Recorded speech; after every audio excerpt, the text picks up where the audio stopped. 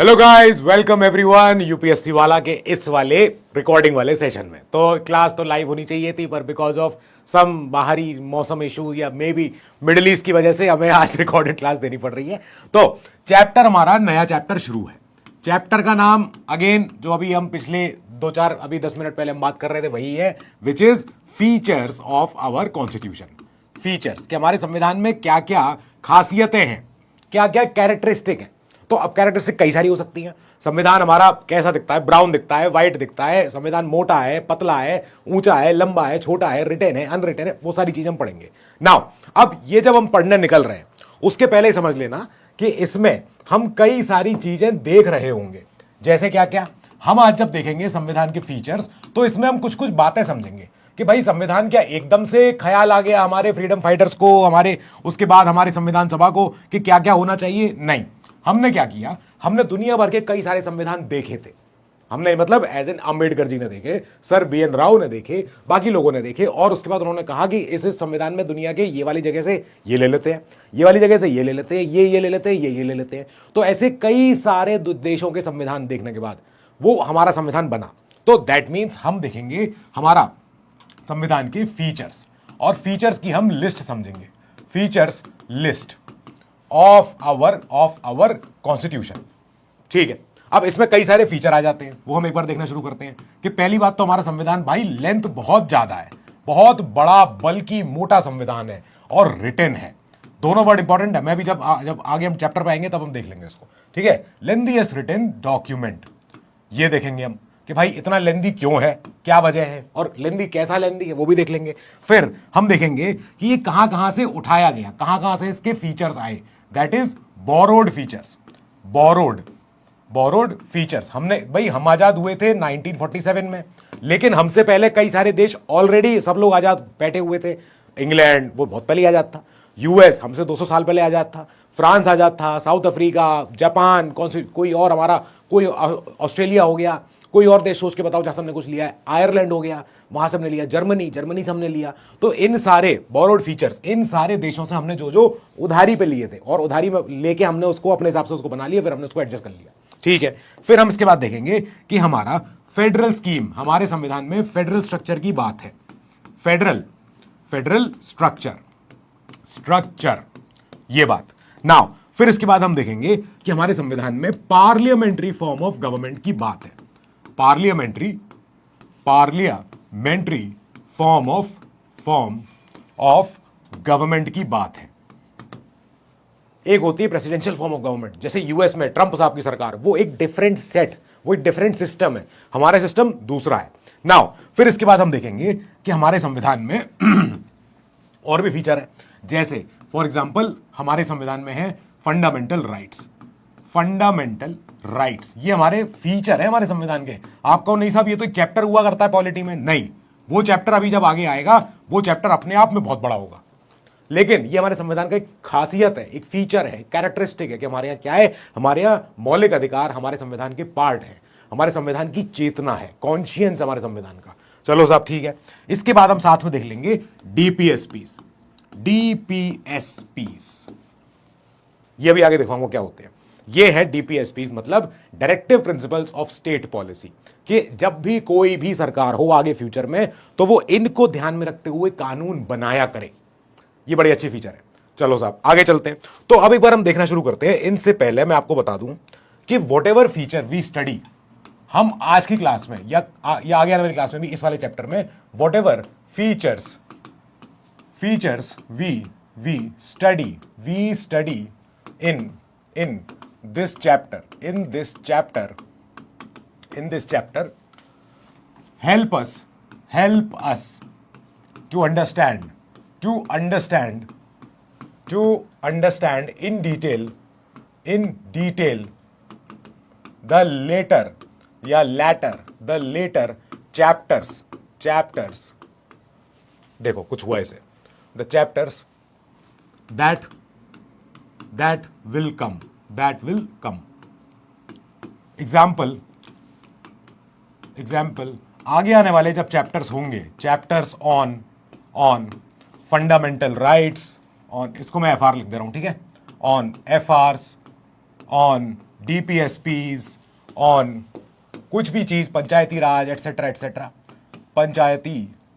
पंचायती राज etcetera. ठीक है, ये जो चैप्टर्स हैं आगे आने वाले चैप्टर अपने आप में बहुत बड़े हैं। These are they are parts of, they are parts या different parts, they are different parts of our constitution. ठीक है, ये संविधान के भाई डिफरेंट पार्ट्स हैं। फंडामेंटल राइट एक सेपरेट पार्ट में आता है, part 3 of constitution. DPSP part 4 में आता है।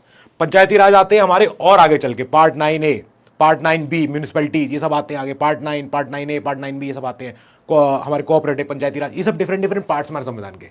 लेकिन ये सब क्या है, ये हमारे संविधान के फीचर्स भी हैं, ये हमारे संविधान की खासियत है कि ये सब हमारे अंदर लिखा हुआ, हमारे यहां लिखा हुआ है। Now in order to appreciate, in order to understand these parts, ये हमारे लिए इंपॉर्टेंट है। it's important that we appreciate the features of our constitution, appreciate the features of our constitution। ठीक है, हमको भैया हमारा संविधान के फीचर समझने पड़ेंगे, तभी जाके हम आगे चल के हम ये सारे एफआर, डीपीएसपी, पंचायती राज, सेक्युलरिज्म वगैरह वगैरह बहुत सारे चैप्टर आगे आएंगे। पार्लियामेंट आगे आएगा, पूरा स्टेट लेजिस्लेचर पूरा आगे आएगा, इतने बड़े बड़ी चीज, जुडिशरी आएगी पूरी। तो ये सारे के सारे हमारे फीचर हैं। ये सारे के सारे पार्ट्स हमें संविधान के समझने के लिए वी नीड टू अंडरस्टैंड कि yes we need to appreciate कि जितने हमारे संविधान के ये हमारी खासियतें हैं। तो ठीक है साहब, भैया हमने क्या लाइन लिखी? हमने 2 लाइन लिखी। हमने कहा साहब कि आगे आने वाले फीचर जो होंगे ये अपने आप में बड़े बड़े डिटेल चैप्टर हैं और इनको समझने के लिए हमें फीचर समझना जरूरी है। ये बात हुई अभी तक। चलो साहब आगे चलते हैं। तो अब हम देख रहे हैं पहली चीज, ये है फीचर ऑफ कॉन्स्टिट्यूशन चैप्टर का ओपनिंग इंट्रोडक्शन है ये। तो आप इसको लिखना शुरू करो, ये हमारा पहला पॉइंट ही बन जाएगा। मोटी बात कैसे कि जो इंडियन संविधान है ये बहुत ही डिस्टिंक्ट है। भले ही हमने दुनिया भर के संविधानों से इंस्पिरेशन ली है, लेकिन हमने क्या किया, हमने इसको अपने हिसाब से ढाला है और जो इसमें फीचर्स हैं वो सब झलकते हैं प्रिएम्बल पढ़ने से ही। क्या बोला मैंने अभी बोला कि हमारा संविधान बहुत ही यूनिक है, बहुत डिफरेंट है दुनिया भर के संविधानों से। ठीक है, because we got independent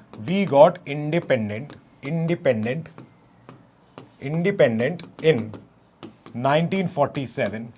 There were various countries who already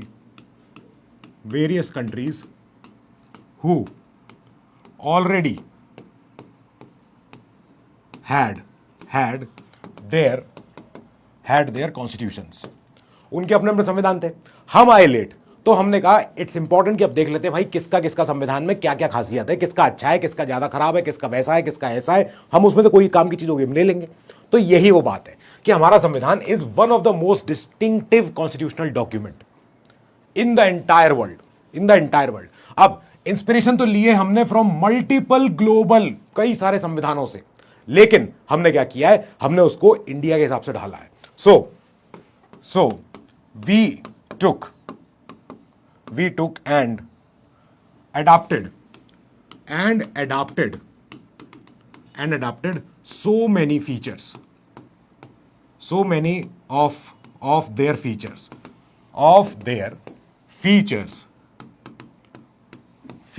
and wrote our own constitution ये जो फीचर्स हैं, ये सारे के सारे फीचर्स हमारा प्रीएम्बल पढ़ने से समझ में आ जाते हैं कि भाई बड़े अच्छा संविधान है। तो इंडिया को sovereign, socialist, secular, democratic, Republic सब बनाए दे रहा है। ये संविधान भारत के लोगों को जस्टिस, इक्वालिटी, फ्रीडम, लिबर्टी सब दे रहा है। ये संविधान भारत की इंटेग्रिटी ऑफ द नेशन की बात भी कर रहा है। ये संविधान ये बात कर रहा है कि हमारे जितने भी लोग होंगे सब पे जस्टिस होगी, सोशल, इकोनॉमिकल, पॉलिटिकल, सब पे इक्वालिटी होगी ऑफ स्टेटस अपॉर्चुनिटी, सब पे ये होगा वो होगा, चीजें होंगी। तो ये सारी बातें हमारे संविधान के पढ़ने पे भाई हमें समझ में आ जाती है कि हाँ साहब ठीक है। Now all features flow from the preamble. सारे के सारे जितने फीचर हैं वो सब प्रीएम्बल से ही निकलते हैं, दिख जाते हैं। विच डिक्लेयर्स इंडिया, जिस हमारा प्रीएम्बल ही है जो हमारे देश को बोलता है कि इंडिया क्या होगी, एक सॉवरेन, एक सोशलिस्ट, एक सेक्युलर, एक डेमोक्रेटिक, एक रिपब्लिक देश ये होगी। तो हमें 2 पॉइंट लिखने हैं। पहला पॉइंट क्या हो गया, पहला पॉइंट ये लाइन हो गई जो प्रिंटेड है। दूसरा पॉइंट जो हमने इसका एक्सप्लेनेशन लिखा है, ठीक है, ये दोनों पॉइंट हमें लिखने हैं। तो लिखो इसको। नाउ जब हम ये लिख लेंगे, इसके बाद हम अपना पढ़ना शुरू करेंगे कि लाओ फीचर दिखाओ क्या क्या है संविधान में, क्या क्या चीजें इसमें खास है।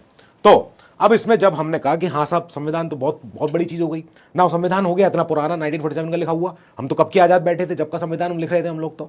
तो हमने कहा लेकिन संविधान आगे समय पे चेंज हुआ, कैसा हुआ, अच्छा हुआ, बुरा हुआ, उसके लिए क्या बात है, तो उसके लिए बात है। आगे चले, आगे चलते। कॉन्स्टिट्यूशन हैज अ सोल, हमारे संविधान की एक आत्मा है, एक अंतरात्मा है, एक उसका एक मूल भावना है, उसकी एक फीलिंग है। नाउ ये जो फीलिंग है, ये जो सोल है, it can't be, that can't be, it can't be that this soul या दिस सोल या अंतरात्मा, आप इसको कुछ भी लिख सकते हो, कोई फर्क नहीं पड़ता। ये वर्ड अपने आप में काफी हैवी वर्ड है, अंतरात्मा। कांट बी ऑल्टर्ड, इसको चेंज नहीं कर सकते। चाहे संविधान का कोई सा भी फीचर हो, वो सब चेंज हो सकता है, लेकिन संविधान की जो मूल अंतरात्मा है, जो मूल भावना है, वो चेंज नहीं होगी। This was a declaration by Supreme Court in 1973। ये एक केशवानंद भारती एक केस था, उस केस के तहत हमारे देश के सुप्रीम कोर्ट ने ये बात बोली कि भाई चाहे जो हो जाए, आप संविधान की मूल भावना को मत चेंज कर देना। उसमें कुछ मूल भावनाएं हैं, जैसे क्या लोगों के अधिकार, जैसे क्या लोगों का फंडामेंटल ड्यूटी, जैसे क्या डीपीएसपी, जैसे क्या इलेक्शंस, जैसे क्या हमारा प्रीएम्बल, जैसे क्या जस्टिस, इक्वालिटी, लिबर्टी देने की बात, जैसे क्या इंडिपेंडेंट जुडिशरी, ये सब का सब हमारे संविधान की मूल आत्मा का पार्ट है। इसको चेंज नहीं कर सकते कोई भी आने वाली पार्लियामेंट कभी इसको चेंज नहीं कर सकती, ठीक है, ये नहीं चेंज होगा, ठीक है। ये बाय लिखा हुआ है, कहीं समझ में नहीं आया किसी को तो बाय सुप्रीम कोर्ट, ये बोला गया था। नाउ अब क्या हुआ, हमने देखा कि चलो साहब ठीक है, बट स्टिल इसके होने के बावजूद, इस स्टेटमेंट के होने के बावजूद, but still our constitution has undergone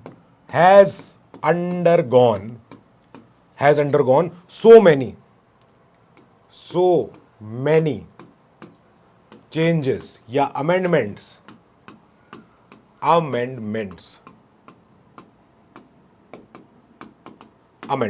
ठीक है, so many amendments over the period of, जो अभी हमारे last 70+ years, over the period of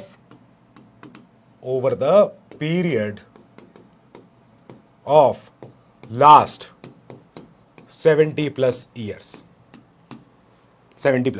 ठीक है। तो हमारे संविधान में कई सारे चेंजेस तो हुए हैं।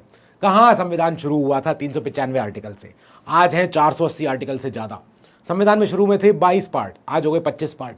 शुरू में थे 8 ही शेड्यूल, 8 शेड्यूल जो होते हैं, जो किताब के आखिरी में कुछ टेबल नहीं बनी होती, जो अनुसूची कहते हैं उसे शेड्यूल, तो शुरू में 8 शेड्यूल थे, आज 12 शेड्यूल है। मतलब ये बढ़ तो गए, इसमें चीजें ऐड होती गई, यानी कि हमारे संविधान में चीजें ऐड होती गई, लेकिन उसकी मूल भावना चेंज नहीं हुई, उसकी मूल अंतरात्मा चेंज नहीं हुई। ये सुप्रीम कोर्ट ने बोला था केशवानंद भारती केस में इन 1973, ठीक है भैया, ये बोला गया था।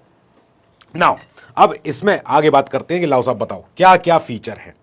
तो ये हैं वो फीचर्स, हम एक एक करके खोलना शुरू करेंगे, एक एक करके लिखना देखना शुरू करेंगे कि क्या भाई क्या क्या है। तो पहला ही फीचर है lengthiest written document, lengthiest written constitution. दूसरा आएगा बोरोड फ्रॉम वेरियस कॉन्स्टिट्यूशन। तीसरा आएगा फेडरल स्ट्रक्चर ऑफ गवर्नमेंट। चौथा आएगा parliamentary form of government, blend of flexibility and rigidity. फिर छठा आएगा फंडामेंटल राइट्स और डीपीएसपीस। ठीक है, हम यहां तक मेरे ख्याल से आज हम देख ही लेंगे, इतना तो हम कवर कर रहे हैं नाउ। अब आगे चल के हमारी फंडामेंटल ड्यूटीज हमारे संविधान के पार्ट है, हमारा इंडिपेंडेंट और इंटीग्रेटेड हमारी जुडिशरी है, ये इंपॉर्टेंट है, ये एक फीचर है। सिंगल सिटीजनशिप, ये भी एक फीचर है हमारे संविधान का।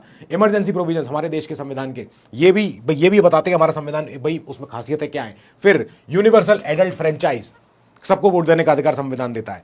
सेक्युलरिज्म कि भाई सारे धर्मों का एकदम बिल्कुल प्यार से प्रॉपर सम्मान करना है। नाउ लोकल सेल्फ गवर्नमेंट, ये भी इंपॉर्टेंट है कि भाई हमारे संविधान में एक और बात हुई है, वो है पंचायती राज सिस्टम की। ग्राम सभा, ग्राम पंचायत, म्यूनिसिपैलिटी, ये हमारा संविधान, देश का संविधान कह रहा है कि हर जिला में, हर शहर में इनके अपनी अपनी एक नगर निगम बनेगी, एक नगर पालिका बनेगी, जो भी नगर महापालिका हो, कुछ भी हो। नाउ कुछ ऐसे एरियाज हैं जिनको की स्पेशल जरूरत होती है, नॉर्थ ईस्ट के एरियाज हो गए, आसाम, मेघालय, त्रिपुरा, मिजोरम, इन स्टेट्स को कुछ स्पेशल प्रोटेक्शन चाहिए होता है, उनके लिए लिख डाला है अलग से। फिर इंडिपेंडेंट कॉन्स्टिट्यूशनल बॉडीज, हमारे संविधान ने ही कुछ बॉडीज बना रखी हैं। फॉर एग्जांपल यूपीएससी, हमारा सपना। For example election commission of India. For example CAG, controller auditor general. ये ऐसी कुछ बॉडीज है जो संविधान ने बना के दी है कि भाई ये तो होनी ही चाहिए देश को संभालने के लिए, ऐसी ऐसी कुछ बॉडीज। तो अब एक एक करके देखना शुरू करते हैं। लाओ साहब बताओ पहली क्या है। नाउ पहली हेडिंग लिखो, lengthiest written constitution. Lengthiest written constitution, इसका दोनों वर्ड इंपॉर्टेंट है, लेंथीएस्ट भी और रिटन भी। ये पहली हेडिंग हो गई हमारे फीचर्स की। तो साहब पहली हेडिंग हो गई हमारी लेंथीएस्ट रिटन कॉन्स्टिट्यूशन। ठीक है भाई, संविधान दो ही तरीके से हो सकते हैं भाई, या तो लिखा गया हो या नहीं लिखा गया हो। ठीक बात है। तो जहां नहीं लिखा जाता है, जैसे यूके, जैसे यूनाइटेड किंगडम, ब्रिटिश, तो भाई ब्रिटिश सिस्टम में क्या होता है, वहां पे अभी लिखना मत, पहले सुन लो। तो वहां पे क्या होता है, वहां पे ब्रिटिश सिस्टम में जो पार्लियामेंट बनी है उनकी, वेस्टमिंस्टर हाउस, जो वहां का house of the people, house of the Lords, जो वहां के लोग बैठते हैं, उनके मेंबर ऑफ पार्लियामेंट्स हैं, वो सन 1215 से तब से वो लोग बैठे हुए हैं, और वो हर दिन सुबह उठते हैं, कोई नया एक्ट पारित करते हैं, उस एक्ट को अपना जोड़ लेते हैं अपने लिस्ट में, और ऐसे करके भाई सन 1600 में, सन 1700 में, सन 1800 में, 1900 में, सन 2000 में, तो इतने सारे समय से जो एक्ट आते गए, जो एक्ट आते गए, जिसमें हमारे एक्ट भी शामिल थे, गवर्नमेंट ऑफ इंडिया एक्ट 1935, जिसमें हमारे भी एक्ट शामिल थे, Indian councils act 1892, Indian councils act 1909, ये सारे के सारे ब्रिटिश पार्लियामेंट के द्वारा पारित एक्ट थे। इन सारे एक्टों को जोड़ लो सन 1215 से लेके, तो ये इनका संविधान है। मतलब ये अनरिटन है, मतलब ये लिखा हुआ नहीं है, मतलब ये लिखा हुआ नहीं है। तो हमने कहा कि साहब या तो संविधान दो तरीके से होंगे, या तो रिटन होंगे या फिर वो अनरिटन होंगे।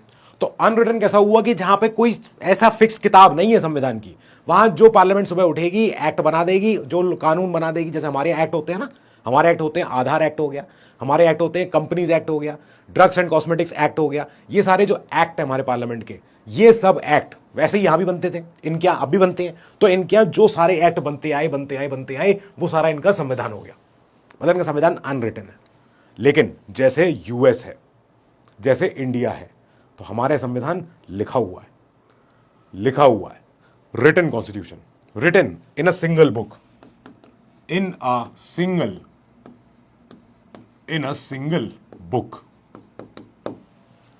अनरिटन माने क्या है? अनरिटन माने है या तो लॉज या एक्ट्स या फिर स्टैट्यूट्स या फिर कस्टम्स, कि भाई परंपरा ही है इनकी, अब वही है इनका संविधान, या फिर कुछ और कल्चर, कस्टम्स, मतलब प्रथा चल रही है इनके यहाँ पे। तो इनके यहाँ पे या तो जो ये कानून बना रहे हैं रोज सुबह उठ के, या उनके अपने आप से कोई प्रथा चल रही है, वो सब। तो वो सब क्या हो गया? इनका संविधान हो गया। संविधान दो तरीके से होते हैं, रिटन होगा या अनरिटन होगा। रिटन होगा जैसे यूएस का है, जैसे इंडिया का है, रिटन संविधान है, एक सिंगल किताब में लिखा हुआ है कि जो है अब वही है। और एक होता है अनरिटन। अनरिटन कैसा होता है कि भाई जहां पे ये लोग उठे सुबह, इन लोगों ने डिसाइड किया कि आज जो पुराना वाला एक्ट बनाए थे परसों, वो बेकार है, नया एक्ट बनाओ आज। तो जो नया एक्ट बनता जाएगा इनके यहाँ पे, वो इनका संविधान का पार्ट वही है, अब वही है। ठीक है भैया, ओके। दैट मीन्स संविधान रिटन है या अनरिटन है, ये क्लियर हो गई बात। नाउ अब ये देखना भाई, रिटन है तो कितना लंबा और कितना मोटा रिटन है हमारा संविधान। हमारा संविधान दुनिया का सबसे लंबा रिटन कॉन्स्टिट्यूशन है। देख रहे हो जलवा? ये जलवा है। दैट मीन्स हमारा संविधान रिटन में सबसे बड़ा है। 480 प्लस आर्टिकल्स लिखे हुए हैं। अब क्यों लिखे हैं इतने लंबे आर्टिकल्स, क्या जरूरत पड़ गई इसको? तो अब लिखो जरा अगला एक हेडिंग जिसमें ये लिखना ऊपर, रीजंस फॉर एलिफेंटाइन कॉन्स्टिट्यूशन। रीजन कि क्यों, वाई, ठीक है, ये हम वाई ढूंढ रहे हैं। वाई सच अ लेंदी कॉन्स्टिट्यूशन, वाई सच अ लेंदी कॉन्स्टिट्यूशन। हमें क्यों जरूरत पड़ गई ऐसी? पहली बात तो ये क्योंकि इसका पहला आंसर है, आंसर का पहला point, country it governs is big. जो कंट्री ये गवर्न करता है संविधान हमारा, वो कितनी बड़ा देश है हमारा, देखो जरा। उसमें ऊपर से लेके नीचे तक, इधर से लेके इधर तक सब तरह के लोग हैं, सब धर्म के लोग हैं, सब जात के लोग हैं, सब खाने पीने ये वाले लोग हैं, सब भाषाओं वाले लोग हैं अलग अलग, सब कपड़े लत्ते अलग अलग पहनने वाले लोग हैं। तो country it governs is big, that means इसके आगे लिखो, because of the huge diversity our nation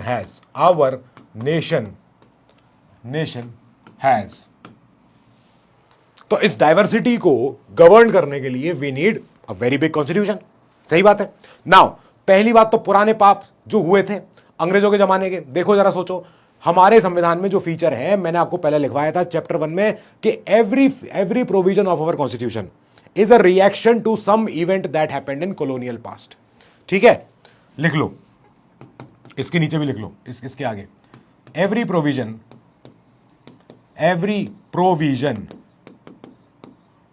in our constitution is a reaction to something, to some event that happened in colonial rule, that happened in colonial rule, in colonial rule। ठीक है, ठीक है। For example GOI 1935, example GOI 1935, example GOI 1935, क्योंकि इसी act से हमारी संविधान की मेन रीढ़ की हड्डी बनी हुई है। ठीक है, ये दो चीज हमने लिख ली भाई। आंसर का पहले 2 पॉइंट समझ में आ गए कि हमारा संविधान लेंदीएस्ट क्यों है। लेंदीएस्ट इसलिए क्योंकि पहली बात तो पहला पॉइंट ये भाई हमारा देश बहुत बड़ा है। दूसरी चीज, हमारे पुराने ऐसी चीजें नहीं है हमारे संविधान में। तो अब तीसरी चीज, हमारे देखो साहब जिन्होंने संविधान लिखा था वो लोग कौन थे, खुद लॉयर्स थे। तीसरी चीज, हमारा संविधान जो है वो एक ही सिंगल कॉन्स्टिट्यूशन है for both the centre and the states, unlike in US, unlike in USA where states have a separate constitution, where states have a separate constitution, US में जितने भी स्टेट है, 50 स्टेट है, तो उन सारे स्टेट जितने भी, कैलिफोर्निया से लेके फ्लोरिडा, टेक्सास और विस्कॉन्सिन और पता नहीं और कौन से जो भी स्टेट है, ये सब, शिकागो शहर है, खैर इलिनॉय वगैरह स्टेट है, तो इन स्टेटों का अपना अपना संविधान भी है। हमने कहा ये तो नहीं है हमारे यहाँ। हमने कहा हमारे चाहे जम्मू कश्मीर हो, अब तो खैर उसके पास भी कोई अपना संविधान नहीं बचा, चाहे हिमाचल हो, चाहे बिहार हो, चाहे कर्नाटका हो, चाहे अरुणाचल हो, चाहे कोई स्टेट हो, सारे स्टेटों को गवर्न करने के लिए और सेंटर को गवर्न करने के लिए we have only one constitution. Good, very good. Now चौथी चीज, डोमिनेंस ऑफ लीगल ल्यूमिनरीज। जिन्होंने संविधान लिखा था वो खुद बड़े बड़े महान लॉयर्स थे, बहुत ही महान बड़े बड़े लीगल विद्वान थे ये लोग। ठीक है, तो उन लोगों ने संविधान लिखा है हमारा कि भाई हमारे संविधान में जब ये लिखा जा रहा था संविधान सभा में, तो कई सारे, almost everyone in drafting committee, almost everyone in drafting committee, संविधान सभा की जो ड्राफ्टिंग कमेटी थी जिसके अध्यक्ष थे डॉक्टर BR अम्बेडकर जी, तो एवरीवन इन हमारी drafting committee was a lawyer, almost everyone. तो ऑफ कोर्स जो लॉयर्स होते हैं उनकी इंग्लिश ज्यादा लीगल वाली होती है, हेवी वर्ड्स लिखते हैं ये लोग, notwithstanding anything contained in any other section, any other act of this constitution, this with this shall be done, so with and here with and so by, ऐसे करके लिखा जाता है। ठीक है, तो जिन्होंने हमारा संविधान लिखा है वो खुद, उनके पास इतनी नॉलेज थी। सर BN राव ये थे, सर BN राव, सोचो ये थे।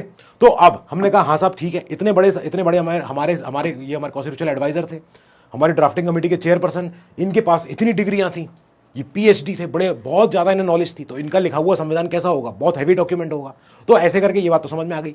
पांचवा पॉइंट एक और है, वो है कि हमारे संविधान में खाली फंडामेंटल प्रिंसिपल्स नहीं है, हमारे संविधान में एडमिनिस्ट्रेटिव प्रोविजन भी है।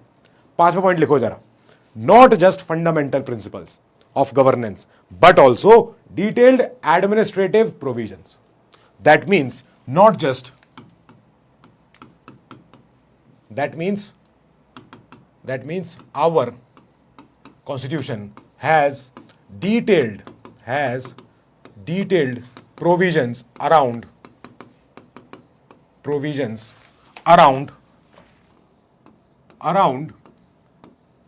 the system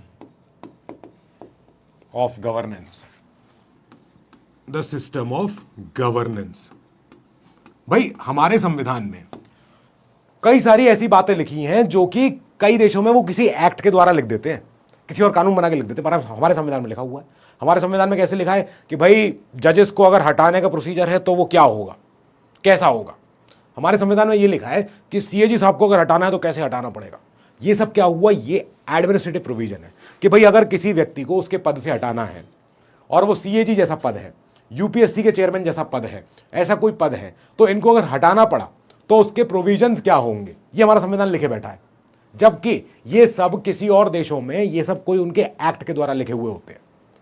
किसी कनाडा हो गया, यूएस हो गया, कोई और हो गया, तो उनके ये अपने अपने एक्टों में लिखा होता है, संविधान में लिखा नहीं होता। संविधान में खाली लिखे होते हैं उन देशों के फंडामेंटल प्रिंसिपल्स ऑफ गवर्नेंस, हमारा देश कैसा होगा, हमारा देश सबको जस्टिस दे रहा है कि नहीं दे रहा है, हमारा देश सबको लिबर्टी दे रहा है कि नहीं दे रहा है, इक्वालिटी दे रहा है कि नहीं दे रहा है, न्याय दे रहा है कि नहीं दे रहा है, ये सारी बातें। तो खाली हमारे देश में ये बस फंडामेंटल प्रिंसिपल्स ऑफ गवर्नेंस नहीं लिखा है, हमारे संविधान में ये भी लिखा हुआ है कि कैसे कैसे डिटेल्ड एडमिनिस्ट्रेशन चलेगा हमारे देश में, कैसे कैसे भर्ती होगी, कैसे कैसे इनको भगाया जाएगा, इनके पद से इनको हटाया जाएगा। ठीक है, ये वाली बातें ये लिखी हुई है। अब चलते हैं अपन सेकेंड पॉइंट पे जो हमने कहा था कि बोरोड फीचर वाली बात।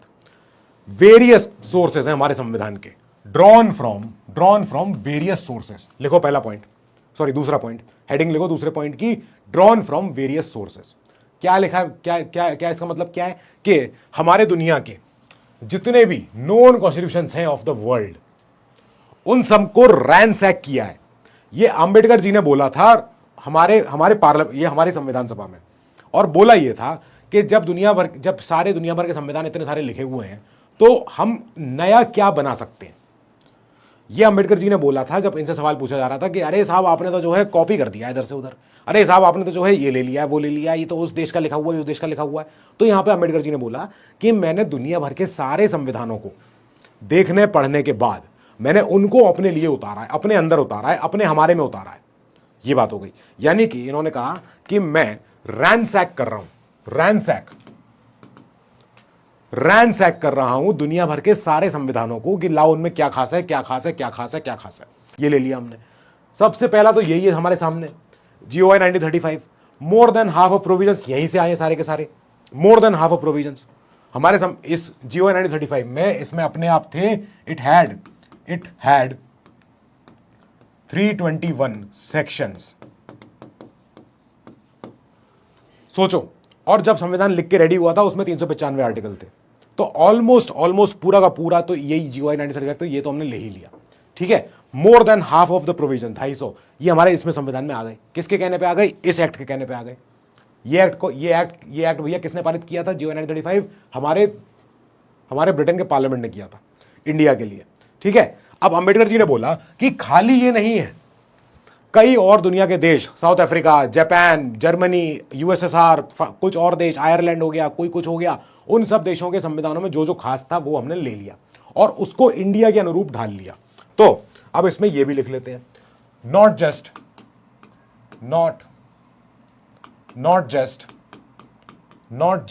जीओआई 1935 we took inspiration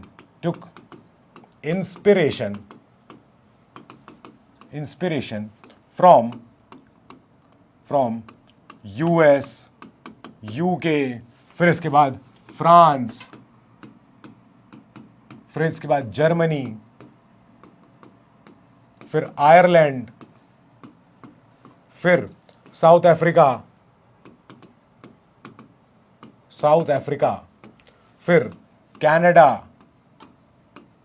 फिर जापान। जापान हो गया क्या 2 बार? नहीं, 2 बार नहीं हुआ है, ठीक है। फिर इसके बाद ऑस्ट्रेलिया, और इसके बाद और क्या बचा? कनाडा, यूएसएसआर, यूएसएसआर, ठीक है। हमने इन देशों से इंस्पिरेशन लिया है। क्या क्या लिया है हमने? हमने यूनाइटेड स्टेट्स से कुछ सीखा। हमने कहा जुडिशियल रिव्यू इनके यहाँ भाई जुडिशरी बहुत स्ट्रांग है, ऐसी जुडिशरी हमें भी चाहिए। फिर हमने यूके से देखा कि हाँ भाई तुम लोग का सिस्टम कैसा था, पार्लियामेंट्री फॉर्म ऑफ गवर्नमेंट, हाँ ठीक है ये भी ले लेंगे। कनाडा से हमने कुछ देख लिया, फ्रांस से हमने लिबर्टी, इक्वालिटी, जस्टिस, फ्रीडम सब देख लिया। जर्मनी से हमने देखा कि कैसे फंडामेंटल राइट्स का सस्पेंशन होता है इमरजेंसी में, कैसे कुछ और होता है। आयरलैंड से हमने डीपीएसपी देख लिया। साउथ अफ्रीका से हमने देखा कि भाई कैसे राज्यसभा मेंबरशिप होती है, हमारे संविधान को अमेंड करने का प्रोसीजर कैसा होना चाहिए। कनाडा से हमने देखा कि भाई सेंटर स्ट्रॉन्ग कैसा होता है। फिर जापान से हमने सीखा प्रोसीजर एस्टैब्लिश बाय लॉ। फिर ऑस्ट्रेलिया से हमने कॉन्करेंट लिस्ट सीख ली। यूएसएसआर से हमने और देखे भाई फंडामेंटल ड्यूटी वगैरह देख लिए। ये सारे कई सारे फीचर हमने अलग अलग देशों से देखे और हमने कहा वेरी इंपॉर्टेंट, ये चाहिए हमें। नाउ इनकी सबकी the detailed table is provided next. Table is provided in next pages. तो अब आप आगे पेजेस में क्या करना, अब आप एक लाइन खींचना, एक तरफ लिखना सोर्स, एक तरफ लिखना फीचर, ठीक है। तो अब हम वो करेंगे, क्या करेंगे हम, इतने सारे जो हमारे दुनिया भर के देश हमने देखे थे, Canada, Australia, Germany, USSR, France, South Africa, Japan, etcetera etcetera, इन सब के देशों से हमने कुछ ना कुछ लिया है। तो अब एक बार वही देखते हैं कैसे कैसे लिया है। सबसे पहले लाइन खींचो हमारी सोर्सेज ऑफ कॉन्स्टिट्यूशन में। इसमें यहां बीच में लाइन खींचना, एक तरफ लिखना सोर्सेज, एक तरफ लिखना फीचर्स, ठीक है। अब सोर्सेज में पहला सोर्स, सबसे पहला ही जो सोर्स हमारा होगा वो होगा जीओआई 1935 एक्ट, ठीक है। ये गवर्नमेंट ऑफ इंडिया एक्ट जो ब्रिटेन की सरकार पारित करके लेके आई थी, इसी एक्ट में से मेजर फीचर आ गए सामने। कैसे? फेडरल स्कीम आ गई कि भाई हमारा देश कैसा फेडरल होगा, सेंटर होगा, बाकी सारे स्टेट होंगे, इन स्टेटों में अपनी अपनी सरकारें होंगी, फिर हमारा एक सेंटर होगा जो बड़े बड़े काम संभालेगा।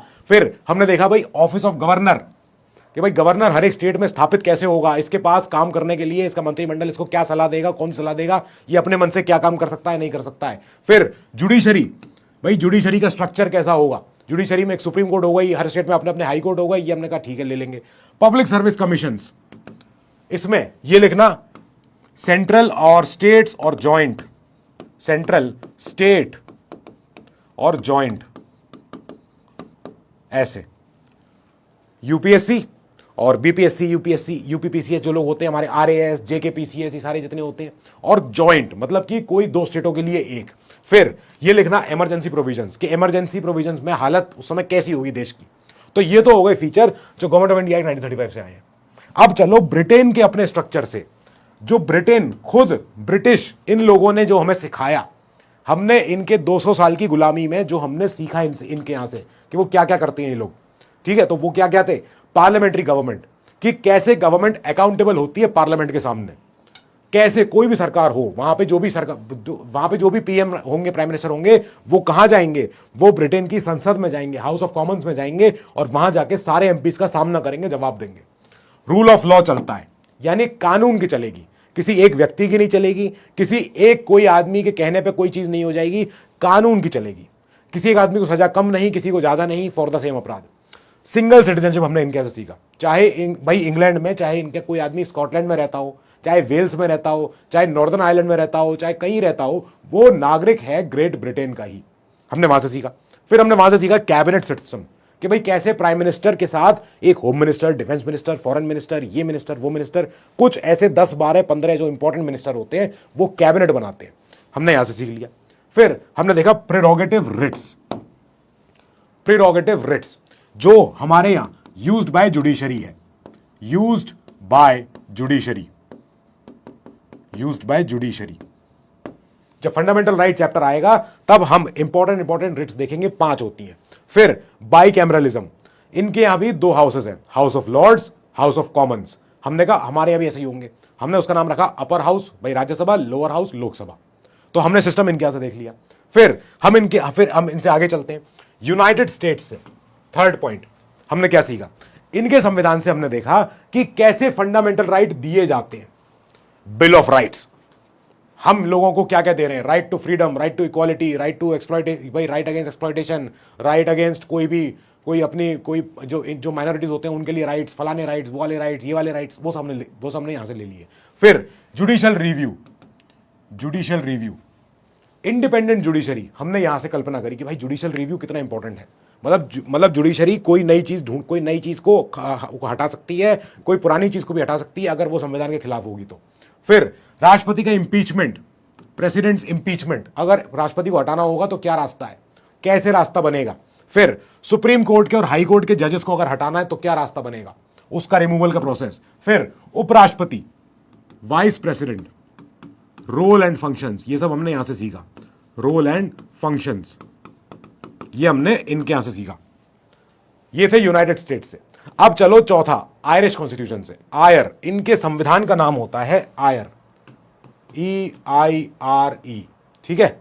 ये इनके संविधान का नाम है। जो आयरलैंड का जो कॉन्स्टिट्यूशन है उसका नाम है आयरे, आयरे कह लो, कुछ भी कह लो। तो इनसे हमने सीखा directive principles of state policy. Part 4 में आते हैं ये क्या आएंगे, अभी मैं आगे देखूंगा क्या आएंगे। नाउ कैसे मेंबर्स का नॉमिनेशन होगा अपर हाउस में, राज्यसभा में, ये दो चीज हमने इनके यहां से देखी है, ठीक है।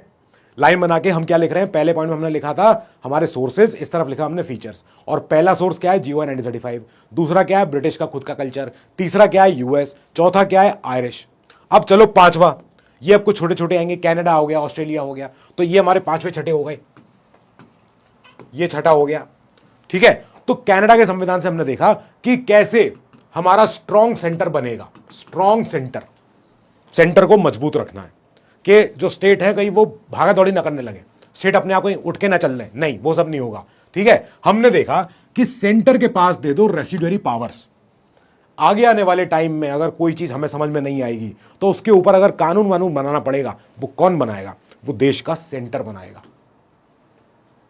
मान के चलो कोई हमारा कोस्टल एरिया है, मान के चलते हमारा कोई कोस्ट का नाम बताओ, कोंकण कोस्ट, मालाबार कोस्ट, हमारे ये जो हमारे समुद्री तट है दोनों तरफ, तो अगर इन समुद्री तटों से कोई नया आइलैंड उभर के आ गया, जमीन आ गई और जो हमारे टेरिटोरियल वाटर में है, तो कोई ऐसा नहीं हो आंध्र प्रदेश कहते नहीं साहब ये तो मेरा बॉर्डर है, कहीं तमिलनाडु कहते नहीं साहब ये तो मेरा बॉर्डर है। तो ऐसी नई चीज पे, रेसिडुअरी पावर पे, ऐसी नई चीज पे कानून बनाने के लिए only centre will work, only parliament will work, okay. Now supreme court का एडवाइजरी जुरिस्डिक्शन, ये क्या होता है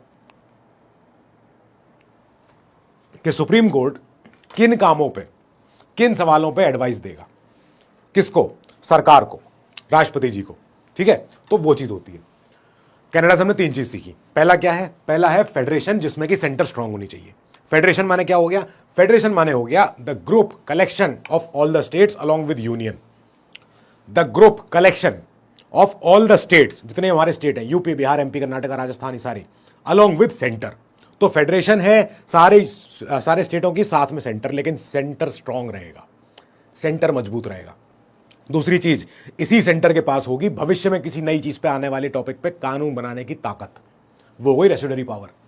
तीसरी क्या हो गई कि सुप्रीम कोर्ट का एडवाइजरी जुरिस्डिक्शन, कि सुप्रीम कोर्ट किन मामलों में, किन वजहों से राष्ट्रपति को यानी हमारी सरकार को कब एडवाइस देगी, क्यों एडवाइस देगी, देगी भी कि नहीं देगी, वो सब बातें। ऑस्ट्रेलियन कॉन्स्टिट्यूशन से हमने क्या सीखा, कॉन्करेंट लिस्ट। ये वो लिस्ट है जिसके अंदर जो जो नाम लिखे हुए हैं, जो जो टॉपिक के नाम लिखे हैं, उन टॉपिक पे सेंटर भी कानून बनाता है और स्टेट सारे मिलकर भी बनाते हैं, जैसे एजुकेशन, जैसे फॉरेस्ट। तो इन जैसे टॉपिकों पे अगर कानून बनाना होगा तो उसके लिए centre will decide along with the states, कि भाई सेंटर बोलेगा कि भाई राजस्थान, गुजरात, हरियाणा, एक काम करो, तुम लोग क्या अरावली हिल्स है ना, तो अरावली हिल्स में से एक काम करते हैं, 90% अरावली नहीं है, यानी ये सेंटर ने डिसाइड किया। हालांकि वो लैंड एरिया जो भी अरावलीज का है वो सब हरियाणा, गुजरात इनमें आ रहा है, राजस्थान में आ रहा है, लेकिन सेंटर ने कहा नहीं, ये फॉरेस्ट वाला मामला है, ये ऐसा वाला मामला है, इसमें हम इंटरफियर करेंगे भाई, ठीक है। फिर हमने ऑस्ट्रेलिया से सीखा कि कैसे कैसे ट्रेड, कॉमर्स, इंटरकोर्स, इन सब का काम कैसे कैसे आज़ादी दी जाए लोगों को, कैसे कैसे आपस में सब हमारे स्टेटों में कैसे कैसे ट्रेड हो सकता है, आदान प्रदान सारी सेवाओं को कैसे कैसे होगा। फिर हमने सीखा है joint sitting of the 2 houses, कि जो पार्लियामेंट के हमारे दोनों हाउसेस हैं, लोकसभा प्लस राज्यसभा, तो इन लोकसभा राज्यसभा की कब जॉइंट सिटिंग हो सकती है, क्या अगर कोई संवैधानिक संशोधन बिल लेके आए और उस पर लोकसभा अड़ जाए, राज्यसभा अड़ जाए, तो क्या जॉइंट सिटिंग होगी? नहीं होगी। क्या कोई और बिल पे क्या लोकसभा अगर अड़ जाए और राज्यसभा कह दे कि नहीं नहीं हम तो नहीं मानते, तो क्या उसमें जॉइंट सिटिंग होगी? अगर डेडलॉक हो जाए दोनों हाउसेस में कि एक हाउस में तो बिल पास हो गया लेकिन दूसरे में नहीं हुआ है, तो ऐसे केस में इसको सुलझाने के लिए क्या जॉइंट सिटिंग का प्रावधान है? ये हमने कहां से सीखा है? हमने सीखा ऑस्ट्रेलिया से। चलो साहब ठीक है, अब चलो 7वें पॉइंट पे। USSR, Russia, Soviet Russia. Soviet Russia से हमने सीखा कि स्टेट कितना इंपॉर्टेंट है, स्टेट के प्रति आपकी जिम्मेदारी क्या है, स्टेट के प्रति आपकी फंडामेंटल ड्यूटी क्या है। ठीक है, ये लिख लो, फंडामेंटल ड्यूटी हमने सीखी यूएसएसआर से। फिर हमने सीखा इन्हीं से, यूएसएसआर से, आइडिया ऑफ जस्टिस। भाई फ्रांस हमने सीख लिया, लिबर्टी, इक्वालिटी, फ्रेटर्निटी। फ्रांस तो बातें कर रहा है एकदम मॉडर्न बातें कि हर कोई आजाद है, हर कोई बराबर है, हर कोई भाई भाई है, लिबर्टी, इक्वालिटी, फ्रेटर्निटी। लेकिन यूएसएसआर थोड़ा ओल्डर रेजीम थी, थोड़ा पुराने टाइम का था, जहां पे जार वार रहा करते थे, लेनिन वेनिन का समय था। तो ये क्या करते थे, ये कहते थे भाई हम तो पहले न्याय देंगे सबको, जितने भी सारे हमारे राज्य में लोग रहते हैं, ये सब रशिया में, इतने यूएसएसआर में, सबको हम पहले न्याय दे दें। इनको आज़ादी वजादी मिलती रहेगी कोई बात नहीं, लेकिन पहले न्याय दो। न्याय कौन सा वाला? Social, economic, political. ये न्याय देने की कल्पना जो हमारे प्रियम्बल में है, ये कल्पना आई थी यूएसएसआर के इस संविधान से। ठीक है, चलें 8वें पॉइंट पे। फ्रांस, फ्रेंच कॉन्स्टिट्यूशन से हमने सीखा the ideas of liberty, equality and fraternity, जो हमारे प्रियम्बल में लिखे हुए हैं। साथ में फ्रांस हमने सीखा रिपब्लिक, कि हमारा संविधान ये कहता है कि हमारा जो इंडिया है वो रिपब्लिक है, वो गणतंत्र है। हमारे यहाँ का जो सर्वोच्च सीट है राष्ट्रपति की, वो सीट किसी के परिवार के लिए रिजर्व नहीं है। ये नहीं कि राजा का बेटा राजा बन रहा है, नहीं। इससे पहले रामनाथ कोविंद जी थे, अब कौन है? द्रौपदी मुर्मू जी। उनसे पहले कौन थे? हमारे शायद प्रणब मुखर्जी जी थे। ठीक है, उनसे पहले कौन थे? कोई हमारी प्रतिभा पाटिल मैडम थी। उनसे भाई और कौन थे? फिर एपीजे अब्दुल कलाम जी थे, ये लोग थे। तो दैट मीन्स कि हमारे यहाँ राष्ट्रपति का जो कुर्सी है वो किसी एक परिवार के पास तो है ही नहीं। हर बार राष्ट्रपति चेंज होता है हमारे 5 साल बाद, और वही होता है। तो उसका मतलब ये हुआ रिपब्लिक। ये सीखा हमने फ्रांस से। फ्रांस से क्या सीखा? रिपब्लिक, साथ में ideas of liberty, equality and fraternity. Good, very good. Now आगे चलते हैं। कितने पॉइंट होगा हमारे? 8वां पॉइंट हो गया था ये। 9, 10 और 11। ठीक है, इन देशों से भी हमने कुछ कुछ सीखा हुआ है। साउथ अफ्रीका से क्या सीखा हमने? कि कैसे संविधान को अमेंड किया जाता है, procedure of amendment of the constitution. हमने साथ में यह भी सीखा कि राज्यसभा के मेंबर्स का चुनाव कैसे होगा। जो राज्यसभा के मेंबर्स हैं, जो अपर हाउस में हमारे बैठे हुए हैं, इनका चुनाव कौन करता है? हमारे देश के जितनी विधानसभाएं हैं, यूपी की विधानसभा है जहां पर योगी जी बैठते हैं, हरियाणा की विधानसभा है, फिर हमारे हमारे राजस्थान की विधानसभा है जयपुर में, एमपी की विधानसभा है, हमारे बिहार की विधानसभा है जहां पर नीतीश कुमार जी बैठते हैं। तो ये सारी विधानसभाएं चुनाव करती हैं किनका? कि उनके स्टेट से कौन कौन जा रहा है राज्यसभा में। ये पूरा प्रोसीजर हमने सीखा है कहां से? साउथ अफ्रीका से। फिर इसके बाद हमने जापानीज से सीखा है the procedure established by law. ये एक कॉन्सेप्ट है, ये एक कॉन्सेप्ट है। कॉन्सेप्ट ये कहता है कि अगर तुम्हें अरेस्ट किया गया, और तुम्हें अगर अरेस्ट किया गया कोई वजह से, कोई बात से, और तुमको फिर जज साहब के सामने पेश किया गया, जज साहब तुमसे पूछेंगे हाँ भाई क्या हुआ, तो तुम बताओगे साहब अरेस्ट तो हमें किया, लेकिन जो है हमें बहुत पीटा गया, बहुत मारा गया और बहुत बम्पर हमारी कुटाई हुई है। यानी कि ये लॉ उल्लंघन, भाई ये तो लॉ नहीं था। पुलिस से पूछा जाएगा हाँ भाई तुमने मारा है इन्हें, पुलिस कहेगी हाँ वो रात में थोड़ा सा हमने मरम्मत करी थी। तो यहां पे अब जज साहब बोलेंगे नहीं, इनको मारना नहीं चाहिए था। क्यों मारा तुमने? कह रहे साहब वो जो बदतमीजी कर रहा था, हमसे गलत जवाब कह रहा था। तो अब यहां पे अब जज साहब तुमसे पूछेंगे भाई तुम बदतमीजी कर रहे थे पुलिस से, कि तुम बोलोगे नहीं साहब बदतमीजी नहीं करी मैंने, लेकिन मैंने थोड़ी बहुत गाली गलौज कर दी थी पुलिस से। यानी कि यहां पे जज साहब बोलेंगे कि ठीक है, अगर तुमने गाली गलौज करी है दैट मीन्स तुमने पुलिस का अपमान किया है। अब पुलिस ने जो तुम पे जो भी एट्रोसिटीज करी, तुम्हें मारा कूटा, मरम्मत करी तुम्हारी, वो सब प्रोसीजर लॉ के द्वारा लिखा हुआ है। मारा गलत है, लेकिन मारा क्यों है वो कारण सही है। तो दैट मीन्स ये एक सिस्टम है जापानीज का, जिसमें अगर लॉ के हिसाब से कोई चीज लिखी है तो वो लॉ के, अगर वो कानून के हिसाब से है तो सही ही है। भले ही कानून सही है गलत है, कानून का उपयोग गलत सही जगह हुआ कि नहीं हुआ, भले ही कानून का इंटेंशन सही है गलत है, फर्क नहीं पड़ता। यहां पे जापानीज संविधान से हमने ये सीखा कि भाई अगर कानून के हिसाब से कोई चीज लिखी है तो उसको सही मानो, बात खत्म करो। हमारा 11वां point, Weimar of Germany. Germany का कॉन्स्टिट्यूशन का नाम है वेमार। तो इनसे हमने सीखा कि जब जब इमरजेंसी, मार्शल लॉ, कर्फ्यू जब ये जब लगता है, ऐसे केस में फंडामेंटल राइट्स का सस्पेंशन हो जाता है, suspension of fundamental rights in emergency, during emergency. ठीक है, लाइन खींच के एक तरफ फीचर्स लिख रहे हैं हम, एक तरफ हम ये लिख रहे हैं कि भाई क्या क्या, भाई कहां से हमने लिए थे ये। तो सोर्सेज हो गए और फीचर्स हो गए। हमने सोर्सेज कहां से क्या लिया है ये हमने लिखा है। कहां से शुरू किया हमने, जियो 1935 से लेके ब्रिटिश, फिर यूएस, फिर यूके, फिर ये हमारे सारे फ्रांस और ये सारे देश, इन सारे देशों से आगे होते हुए हम यहां तक आ गए। नाउ आगे चलते हैं। तो ये तो बात हो गई कि भाई हमारा संविधान जो है आया है, सब तरफ से आया है, ठीक है, सबसे बड़ा है, लेंदीएस्ट है, रिटन है, डॉक्यूमेंट है, फलाना है, जो भी है। लेकिन अब जब ये आ गया, इसमें है क्या क्या, है क्या क्या। तो इसमें सबसे पहले लिखो तीसरा हमारा पॉइंट, हमारा पहला हो गया लेंदीएस्ट रिटन डॉक्यूमेंट, दूसरा हो गया सोर्सेस ऑफ कॉन्स्टिट्यूशन, तीसरा हो गया फेडरल स्ट्रक्चर ऑफ गवर्नमेंट। हमारा संविधान क्या देता है, हमारा संविधान देता है, इसके तीसरे पॉइंट के अंदर पहला पॉइंट लिख लो, इंडिया फेडरल स्ट्रक्चर। इंडिया का जो फेडरल स्ट्रक्चर है, ये दूसरा पॉइंट हो गया, वो हार्मोनाइज करता है सेंट्रल गवर्नेंस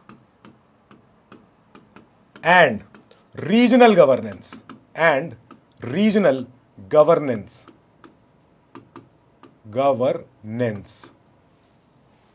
ठीक है, हमारे देश का फेडरल स्ट्रक्चर, इंडिया का federal structure harmonises central governance and regional governance. Central governance and regional governance. भाई सेंटर क्या क्या करता है, बड़े बड़े काम करता है, देश के सारे जितने डिफेंस हो गया, बैंक्स हो गए बड़े बड़े, जितने हमारे एयरपोर्ट्स हो गए, हमारे कोई नदी तट, ये सब हो गए, जो हमारे जो हमारा बॉम्बे पोर्ट हो गया, विशाखापट्टनम पोर्ट हो गया, कलकत्ता पोर्ट हो गया, ये सारे पोर्ट हैं। तो इन बड़े बड़े पोर्टों पे कैसे जहाज आएगा, कहाँ टिकेगा, उसकी तहकीकात कैसे, कौन पुलिस, क्या चीज़, तो वो सारे काम बड़े बड़े चीज़ें कर रहा है सेंटर। और रीजनल हमारी गवर्नेंस, मतलब हमारे रीजन जितने हैं, प्रांत हमारे जितने जितने स्टेट हमारे हैं, अपने अपने रीजन में क्षेत्र।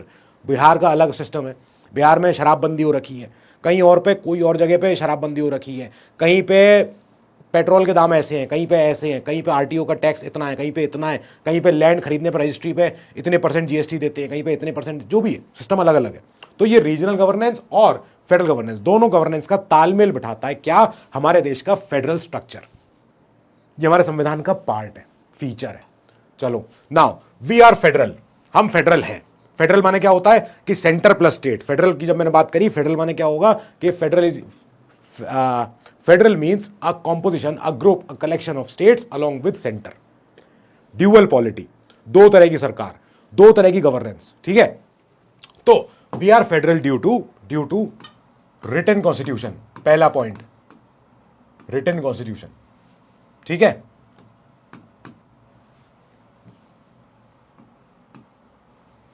ठीक है, we are federal due to a written constitution, B centre state relations, centre state division of powers, division of powers. तीसरा, वी हैव बाइकैमरलिज्म,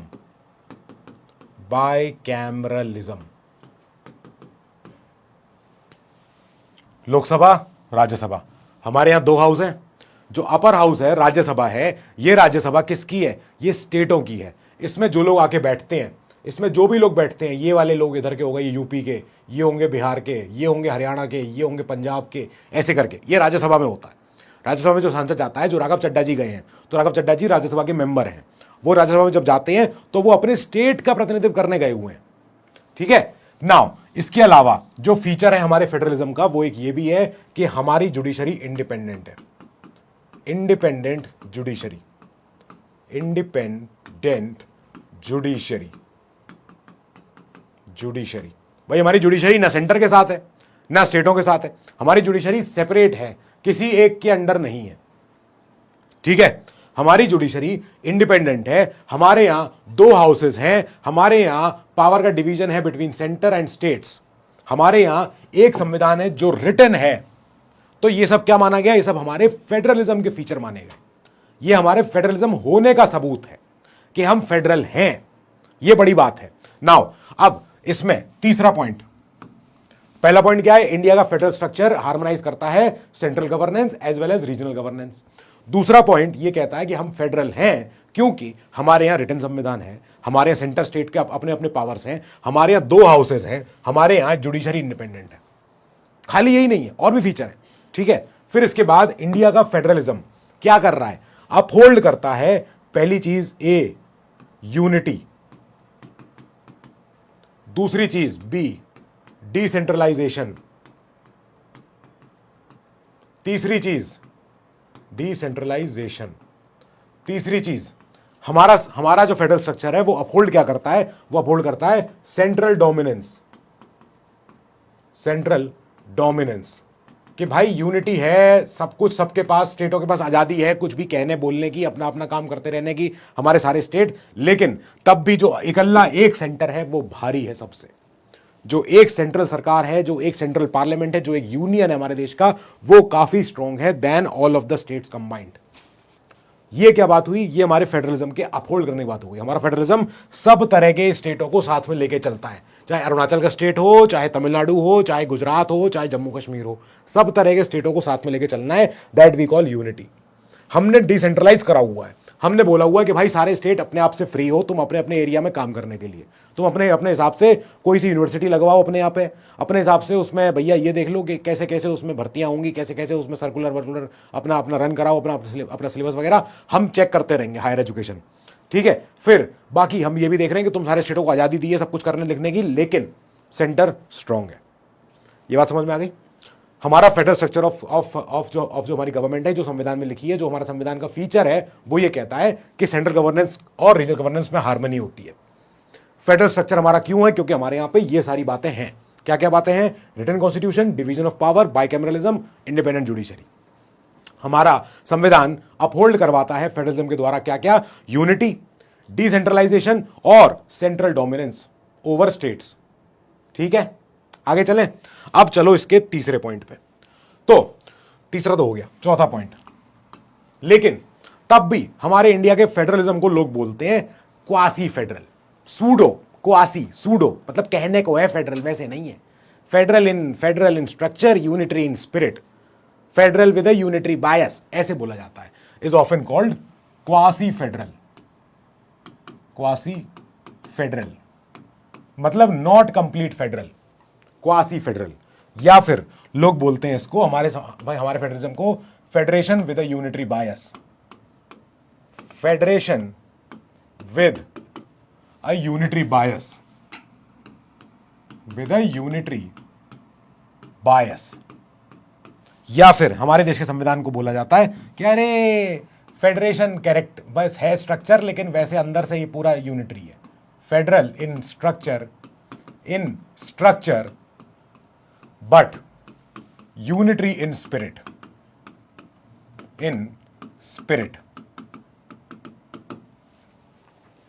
ठीक है, हमारे देश के फेडरलिज्म को यह बोला जाता है Indian federalism, often called quasi federal, federation with a unitary bias and हमारा देखो भी federal in structure but unitary in spirit. क्यों लिखा जाता है, क्यों ऐसी बात बोली जाती है, तो ये उसके रीजंस हैं। रीजंस क्या क्या है भाई, रीजन कई सारे हैं। हमारे यहाँ जो गवर्नर है, ये सारे गवर्नर अपने अपने स्टेटों के हैं, तो इनका अपॉइंटमेंट कौन करता है, सेंटर करता है। भाई यूपी के राज्यपाल को सेंटर के राष्ट्रपति जी ने भेजा हुआ है, इसके एमपी के राज्यपाल को भी ऐसे भेजा हुआ है सेंटर ने, कर्नाटका के राज्यपाल को एमपी भाई ये हमारा सेंटर नहीं भेजा हुआ है, तमिलनाडु के राज्यपाल को भी हमारे ऐसे भेजा गया है। तो appointment of governor, appointment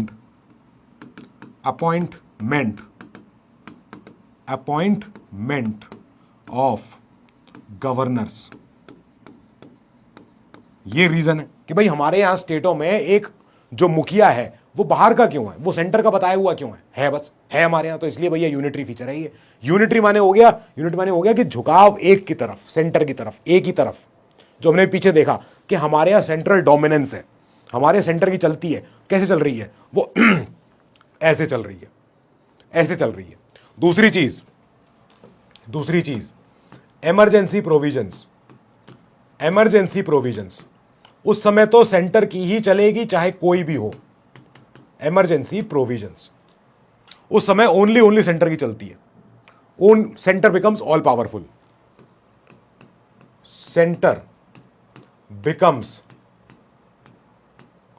powerful, all powerful.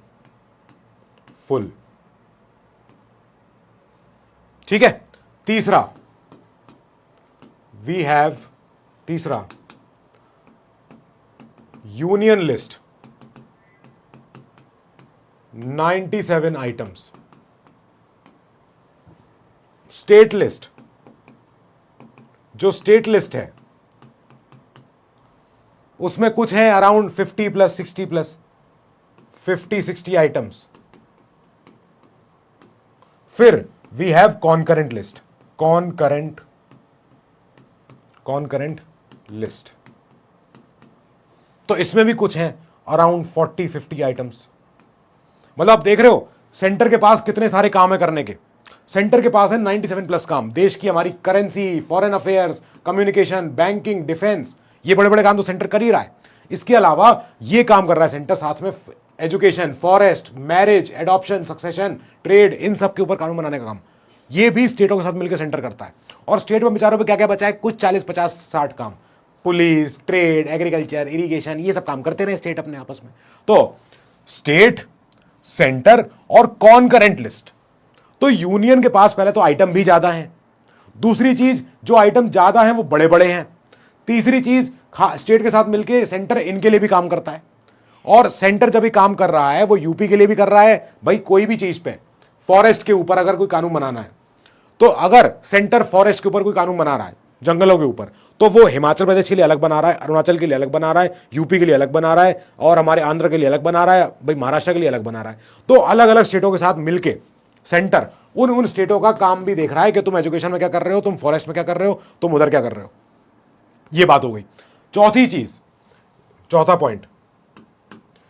Point, we have residuary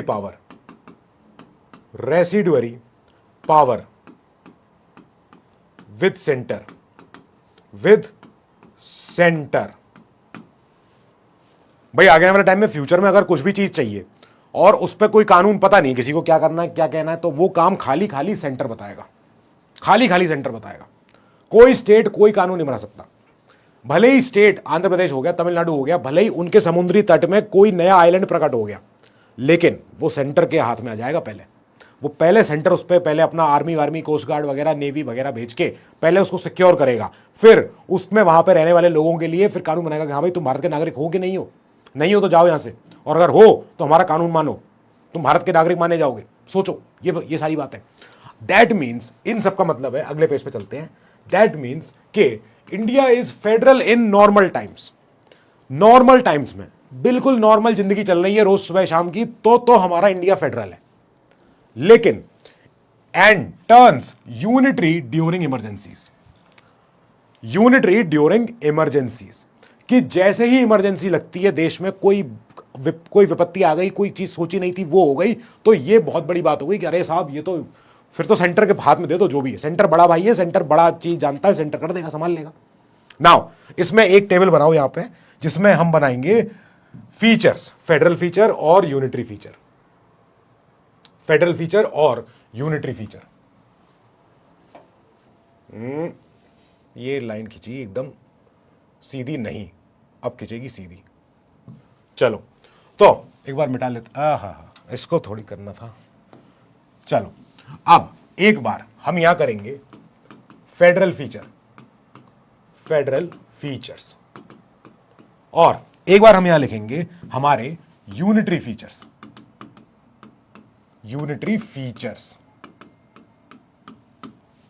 क्या क्या?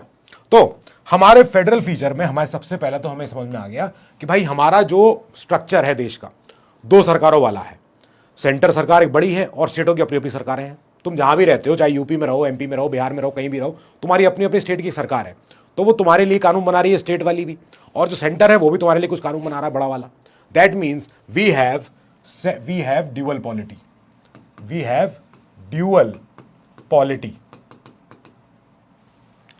ड्यूअल पॉलिटी, दो levels of government at least. फिर दूसरी चीज, we have a written constitution. संविधान का रिटन होने का मतलब ही यही है कि खाली खाली पार्लियामेंट मिलकर उसको चेंज हमेशा के लिए नहीं कर सकती। संविधान रिटन है, दैट मीन्स उस रिटन डॉक्यूमेंट में यह बात मेंशन्ड है, क्लियर है कि भाई स्टेट ये काम करेंगे, तुम पार्लियामेंट सेंटर ये वाला काम करना, और तुम सेंटर बड़े हो, बड़े भाई हो, तुम इसको बदल मत देना चुपचाप। सारे स्टेट देख रहे हैं, वो रिटन डॉक्यूमेंट है, वो लिखा हुआ है सबके सामने। उस रिटन डॉक्यूमेंट में लिखा हुआ है कि स्टेटों के पास ये अधिकार है, कोई ऐसे उनसे ले नहीं सकता। फिर तीसरी चीज, we have independent judiciary, independent judiciary.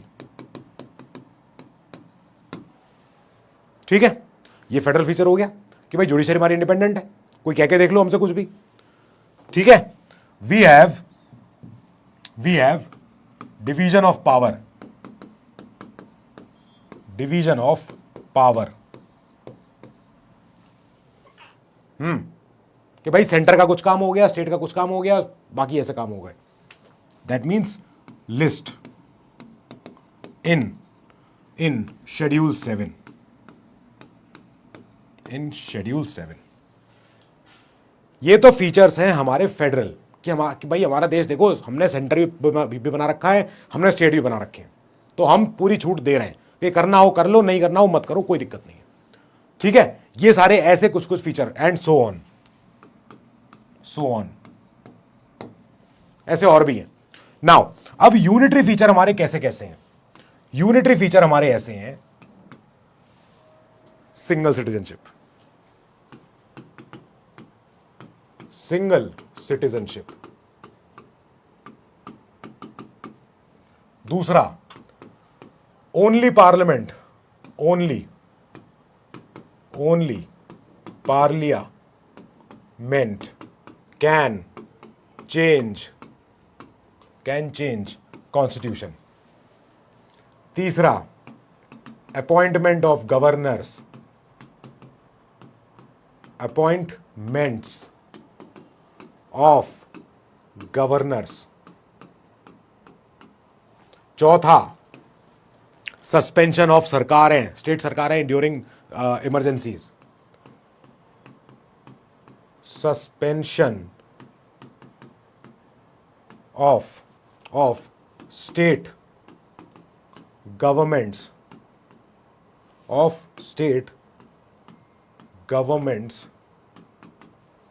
During emergencies.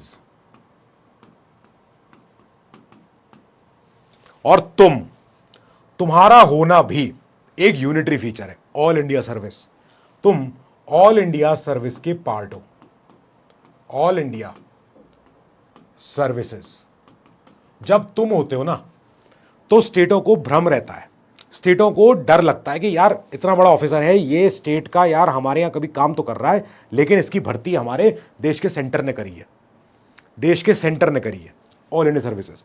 तुम इंडिया में कहीं भी पोस्टेड हो सकते हो, यही तुम्हारा नाम है, अखिल भारतीय सेवा।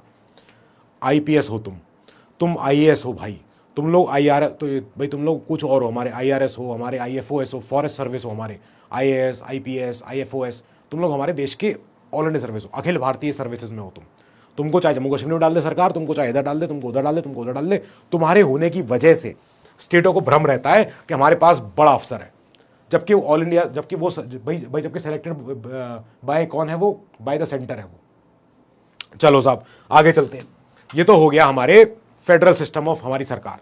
अब चलो चौथे हमारी हेडिंग पे, वो है पार्लियामेंट्री फॉर्म ऑफ गवर्नमेंट। हमारे देश का जो सरकार चलती है वो चलती है पार्लियामेंट्री ढांचे पे, प्रेसिडेंशियल ढांचे पे नहीं। देश का प्रेसिडेंशियल ढांचा नहीं है, देश का ढांचा है parliamentary form of government.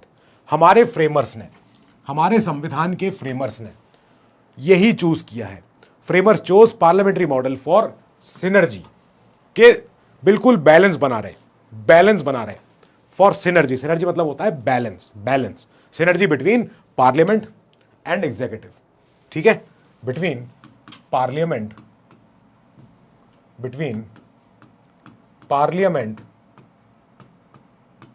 And executive. ठीक है, बिटवीन लेजिस्लेचर लिख लो इसको, तुम्हें आसानी रहेगी। Between legislature and executive. हमारे देश के निर्माताओं ने जब हमारे जब सोचा था कि ऐसा बनाएंगे वैसा बनाएंगे सिस्टम, तो उन्होंने पार्लियामेंट्री फॉर्म सोचा था। इससे क्या होगा, इससे लेजिस्लेचर जो कानून बनाती है, जो बॉडी हमारी देश की संसद, पार्लियामेंट, ठीक है, तो लेजिस्लेचर में और जो कानून का अनुपालन करवाएगी यानी हमारी सरकार, एग्जीक्यूटिव, तो इनमें एक सामंजस्य बना रहे, इनमें एक हार्मनी बनी रहे, इनमें एक सिनर्जी बनी रहे। तो यही है हमारे देश के पार्लियामेंट्री डेमोक्रेसी का बेडरॉक। बेडरॉक मतलब होता है कि सबसे बड़ा नींव का पत्थर यही है। क्या है बेडरॉक? क्या है बेडरॉक? है दैट एग्जीक्यूटिव इज कलेक्टिवली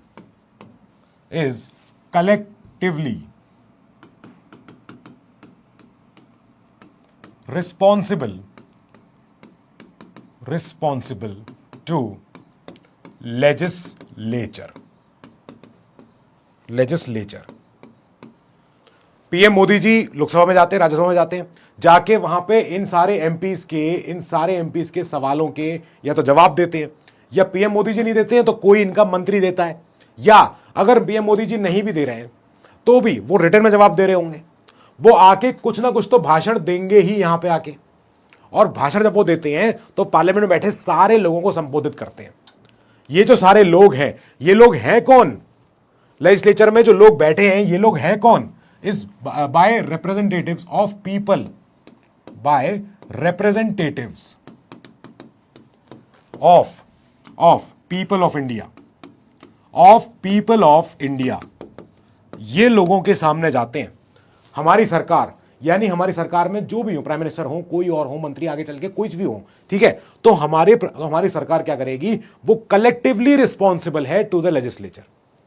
मतलब पीएम मोदी जी प्लस बाकी इनके जितने भी 60-70 मंत्री हैं, minister of defence, minister of commerce, minister of finance, minister of अपने फॉरेन अफेयर्स, मिनिस्टर ऑफ कोयला, मिनिस्टर ऑफ जल शक्ति, मिनिस्टर ऑफ ये आयुष मंत्रालय, वो भी, उसको भी ले लो, ये सारे मंत्रिमंडल, पूरा काउंसिल ऑफ मिनिस्टर्स, पूरा एग्जीक्यूटिव जो हमारा है, ये कलेक्टिवली रिस्पॉन्सिबल है टू द लेजिस्लेचर। बस ये है हमारे संविधान की पार्लियामेंट्री डेमोक्रेसी का बेडरॉक। बेडरॉक माने सबसे बड़ा नींव का पत्थर, कि जो हमारे देश के चुने हुए लोग गए हैं, रिप्रेजेंटेटिव्स, जो हमारे देश के लोगों ने चुन के भेजा हुआ है, उनके सामने एग्जीक्यूटिव खड़ा हो। इन लोगों के सामने, यानी इन लोगों के सामने हमारा एग्जीक्यूटिव खड़ा हो और आके सवाल जवाब बताए, जो भी डाउट है मन में, जो भी लोगों के मन में भाई जो भी है, ठीक है। नाउ एग्जीक्यूटिव एंड इसी पॉइंट में लिखना, तीसरे पॉइंट में, ये तीसरा ही पॉइंट है, इसको कौन सा इंक ले लेते हैं, ये वाली ले लेते हैं, ये तीसरा पॉइंट है, ठीक है, इसमें लिखना legislature is populated by representatives of people of India and executive is born out of legislature, as long as executive is answering to the legislature, it's okay, it's good। ये हमारी पार्लियामेंट्री सिस्टम का bedrock है, यही है, ठीक है भैया। 3 point लिखे हमने। हमारे देश के संविधान निर्माताओं ने, फ्रेमर्स ने चूज क्या किया? Parliamentary form of government. ये मॉडल आया कहां से है? ये मॉडल के अपने आप आया, अपने आप से इन्हें सपना आया? नहीं, इस मॉडल के आने के पीछे वजह थी हमारा यूके, जो हमारे ऊपर गुलामी करवा के गया है। तो इंडिया का parliamentary system is based on, ये हमारा चौथा पॉइंट हो गया, is based on UK model, जिसको हम बोलते हैं Westminster house, Westminster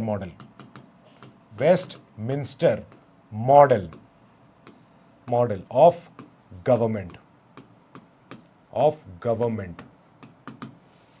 different from United States model. Different, इसको अलग पॉइंट में लिख लो, different from United States USA model. Presidential model, जो यूएस का है उसको हम बोलते हैं presidential model,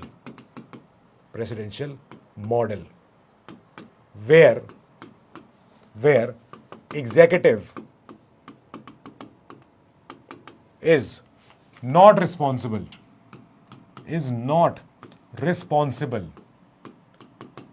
is not responsible to legislature.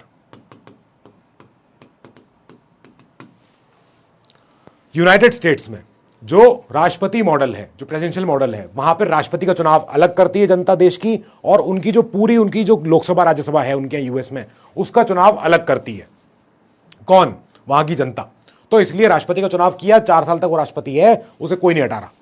और इधर जो इनकी पूरी लोकसभा राज्यसभा होगी इनके यूएस की, उसका चुनाव कौन कर रहे हैं? वहां के देश के लोग। तो ये दोनों इंडिपेंडेंट बॉडीज है।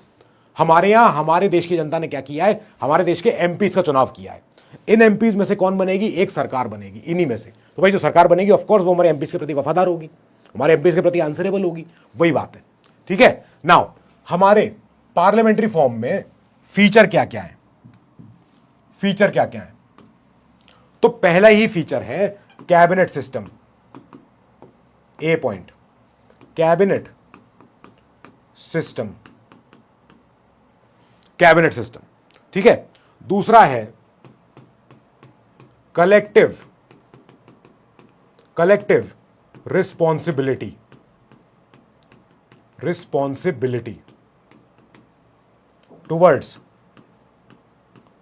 Towards legislature. तीसरा है जो हमारी राष्ट्रपति हैं वो एक नॉमिनल हेड है, सेरेमोनियल हेड है। प्रेसिडेंट इज अ सेरेमोनियल या nominal constitutional, ceremonial nominal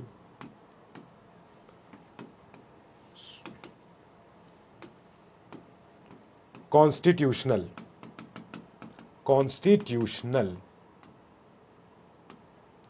head.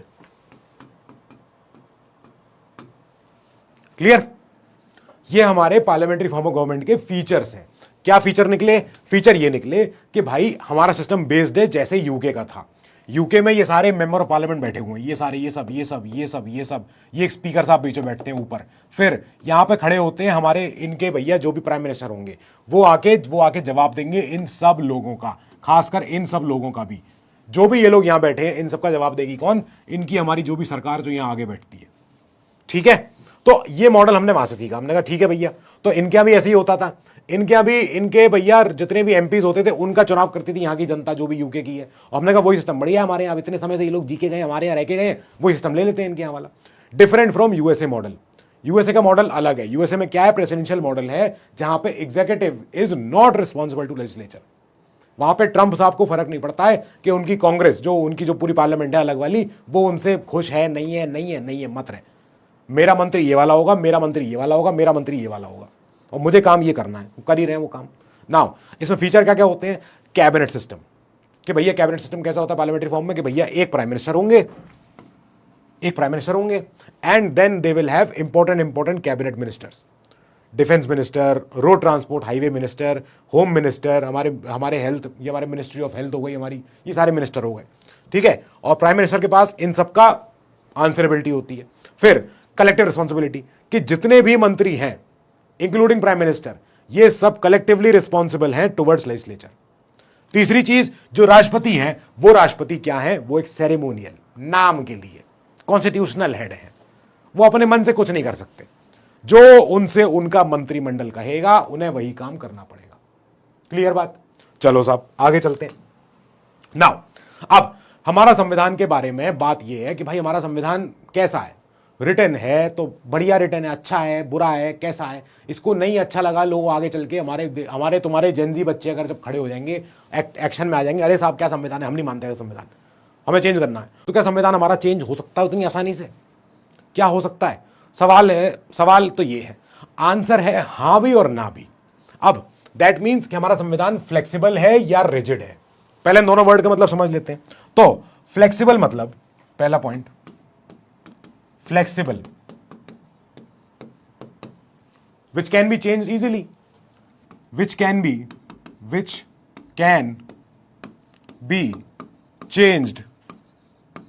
changed easily. Example UK Constitution, example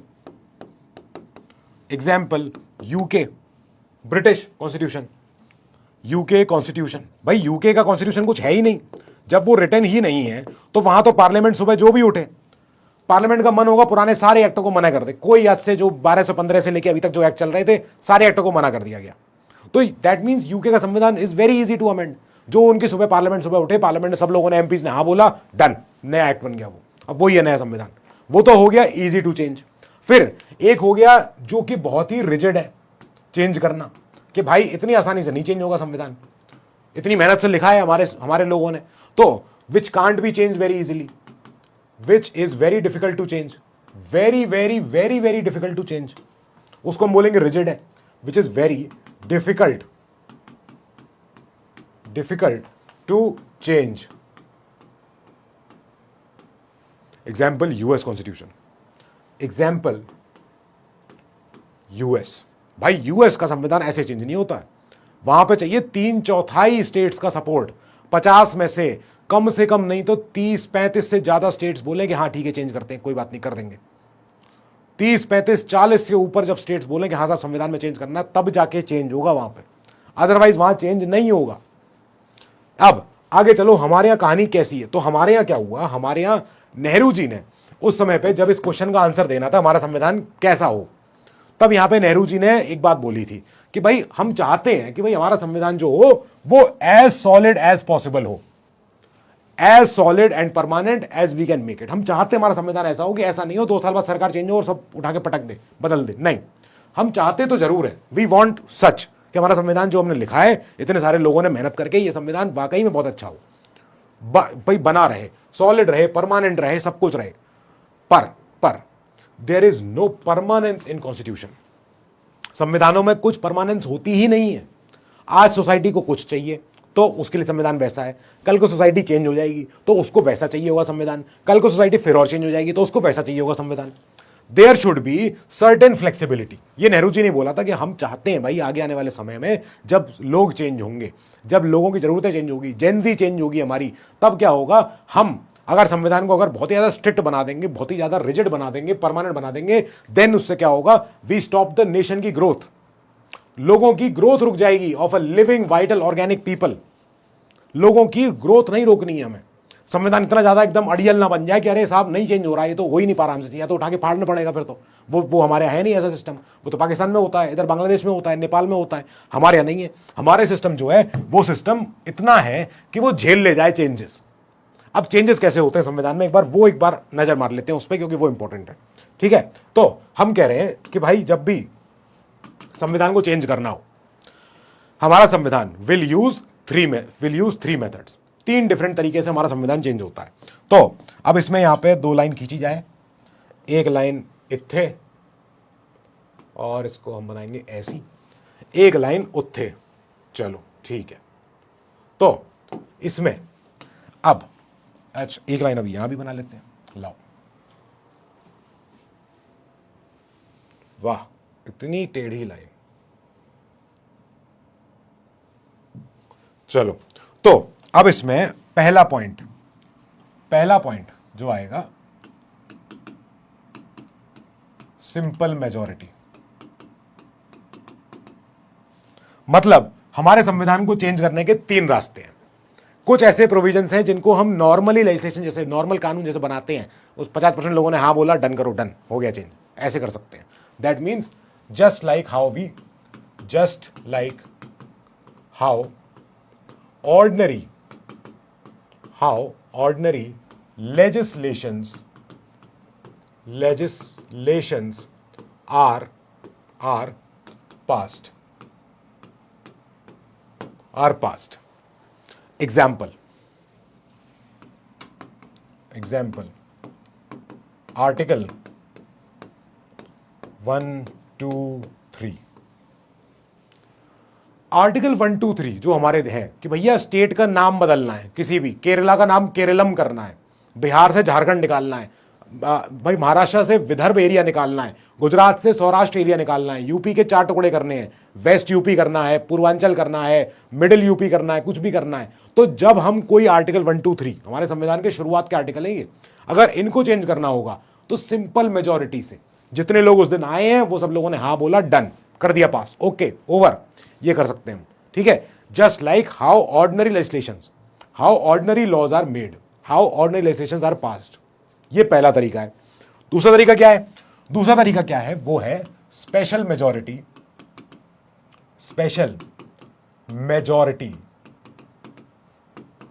1. Special majority 1. फिर एक आता है स्पेशल मेजॉरिटी 2. इसको लिख लेते हैं तीसरे से. Special majority 2. दूसरे रास्ते से. पहला रास्ते में क्या है? इसमें होता है कैसे पास? पार्लियामेंट्स या 2/3 members present and voting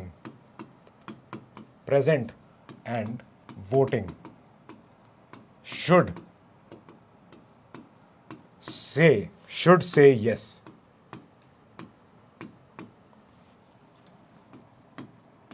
Who are more than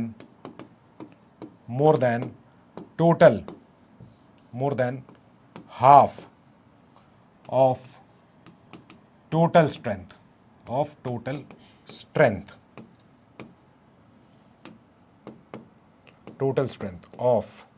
the house.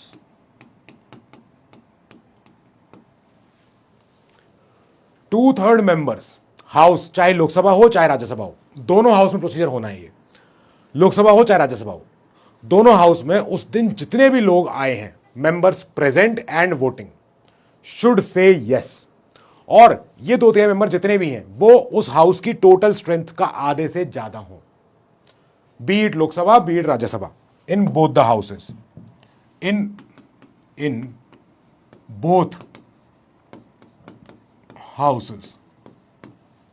Both houses, ठीक है. ये मिला के क्या माना जाएगा? Special majority type 1. अब एक आती है स्पेशल मेजॉरिटी टाइप 2. टाइप 2 के लिए हमें पहली बात तो ये कि हमें स्पेशल मेजॉरिटी टाइप 1 तो चाहिए ही चाहिए. स्पेशल मेजॉरिटी 1 प्लस इसके साथ ये पूरा तो चाहिए ही, plus we need plus half of all the state legislatures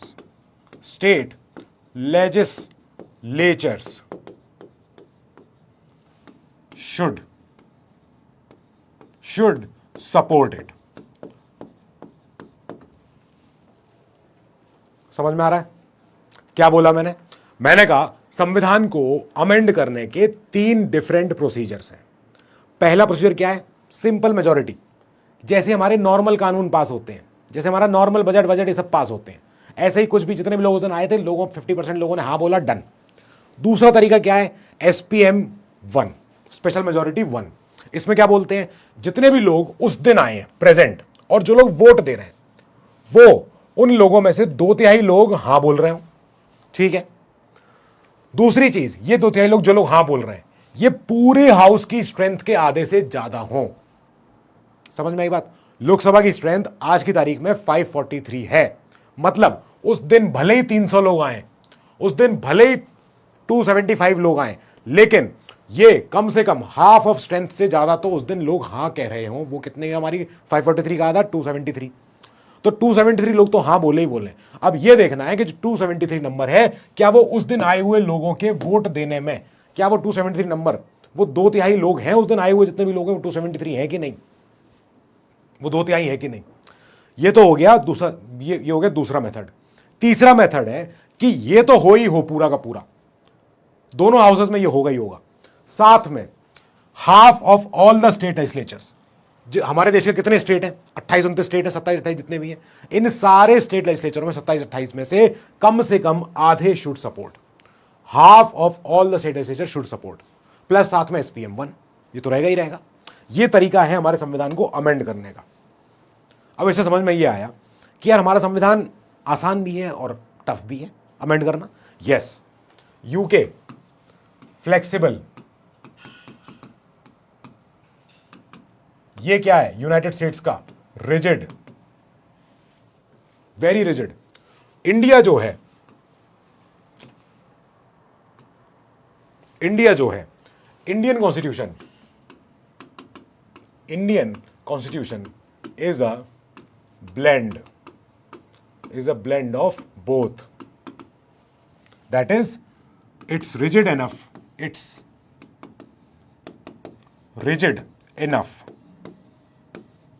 to retain its structure and flexible enough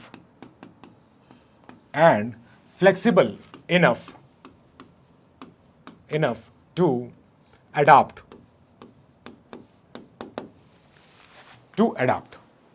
क्या बोला मैंने? जैसे यूएस का बहुत टफ है चेंज करना संविधान, ब्रिटेन का बहुत इजी है चेंज करना संविधान, तो हमारा क्या है? हमारा ब्लेंड है, हमारा इन दोनों का सिंथेसिस है, मिक्सचर है।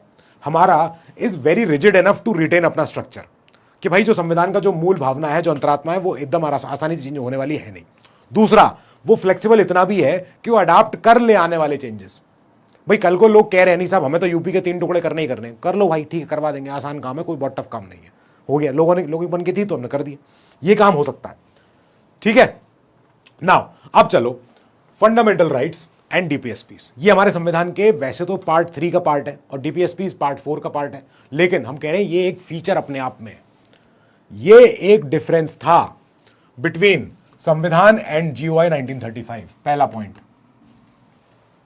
पॉइंट, जीओआई 1935 में there were no fundamental rights, there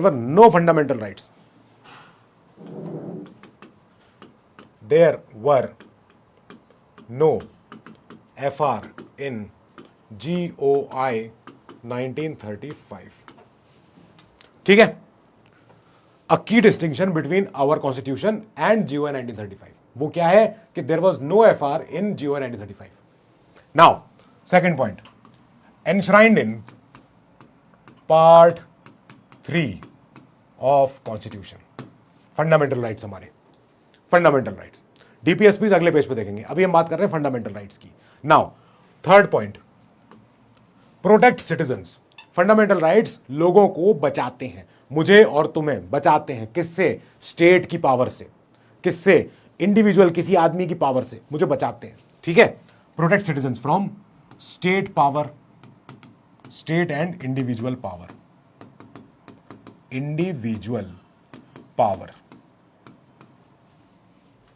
fourth point, ये क्या है? हमारे जो फंडामेंटल राइट्स हैं, ये एक बैलेंस है, एक तराजू है। किसमें? मेरी आजादी में भी और सोसाइटी के इंटरेस्ट को ध्यान में रखते हुए, between individual liberty and societal interest. कि जो फंडामेंटल राइट्स हैं ये मुझे आजादी देते हैं कि मैं कोई सा भी व्यवसाय कर सकता हूं, मैं कोई सा भी काम कर सकता हूं, पर क्या मैं डॉक्टर बन जाऊं? क्या मैं कल को मैं सर्जरी कर दूं किसी की? नहीं। ये क्या करते हैं फंडामेंटल राइट्स? मुझे आजादी देते हैं कि मैं चाहूं तो डॉक्टर बन सकता हूं उसके लिए, लेकिन मुझे सोसाइटी का प्रॉपर नियम फॉलो करने पड़ेंगे। क्या? कि मुझे लाइसेंसी डॉक्टर होना पड़ेगा। अब लाइसेंसी डॉक्टर होने के लिए मुझे क्या करना पड़ेगा? मुझे फिजिक्स, केमिस्ट्री, बायो पढ़नी पड़ेगी, मुझे नीट का एग्जाम देना पड़ेगा, मुझे एमबीबीएस करके मुझे फिर जाके मुझे लाइसेंस मिलेगा डॉक्टरी का, तब जाके मैं कर सकता हूं। यानी कि मुझे भाई मेरे पास आजादी है कि मैं अपनी आज भैया 25, 26, 27, 28 की उम्र में भी मैं नीट का एग्जाम लिख डालूं, क्या फर्क पड़ता है? मेरा मन है देने का, मैं दे दूंगा। नाउ अब फंडामेंटल राइट्स कितने हैं? ओरिजिनली 7 थे, अब बचे हैं 6। Right to equality, right to freedom, right against exploitation, right to freedom of religion, हमारे कल्चरल एजुकेशनल राइट्स और राइट टू कॉन्स्टिट्यूशनल रेमेडीज। तो अब ये 6 बचे हैं, 6, ओरिजिनली 7। एक इनमें से हट गया है, right to property, right to property, ये हटा दिया गया, right to property. Now it is made of, now it is a constitutional right, constitutional right, article 300A, article 300A। अब आज की तारीख में ओरिजिनली अब अब बचे हैं 6। 6 कौन से हैं? 6 हैं हमारे right to freedom, right to equality, right against exploitation, right to freedom of religion, हमारे कल्चरल एजुकेशनल राइट्स, हमारे राइट टू कॉन्स्टिट्यूशनल रेमेडीज। ये हमारे क्या है? अभी हमारे 6 फंडामेंटल राइट्स हैं, ये बचे हुए हैं।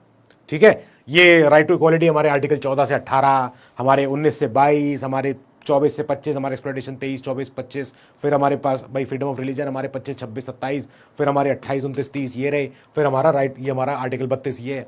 तो ये हमारे ऐसे कर करके हमारे कुछ राइट्स बचे हुए हैं, लेकिन पहले शुरू में 7 थे, ओरिजिनली 7। नाउ छठा point, FRs are justiciable. FRs are justiciable मतलब समझो इसका मतलब है कि अगर मेरा अधिकार किसी ने छीना, मेरा राइट टू प्रॉपर्टी हो, मेरा राइट टू प्रॉपर्टी छोड़ के मेरा right to freedom of religion हो, मेरा राइट अगेंस्ट एक्सप्लॉयटेशन है, मेरा राइट कोई सा भी इक्वालिटी का राइट किसी ने छीना, तो मैं जाऊंगा कोर्ट और कोर्ट जाके मैं अपने राइट को मनवा लूंगा। Enforceable by courts, enforceable by courts, if violated, ठीक है, कि मेरे राइट्स हैं, मेरे राइट्स का अगर किसी ने हनन किया तो इन राइट्स के लिए मैं जाके लड़ाई कर लूंगा सुप्रीम कोर्ट में या हाई कोर्ट में, जहां भी, और कोर्ट्स मेरे राइट को मनवाएंगे अगर मेरे राइट में दम होगा तो। चलो साहब ठीक है। नाउ अब चलें आगे एक बार कि हमारे राइट्स में हमारे ये भी देखें, राइट्स के साथ साथ हमें कुछ कुछ हिदायतें सरकार के लिए दी हुई हैं। ठीक है, अब हम आ गए डीपीएसपी पे।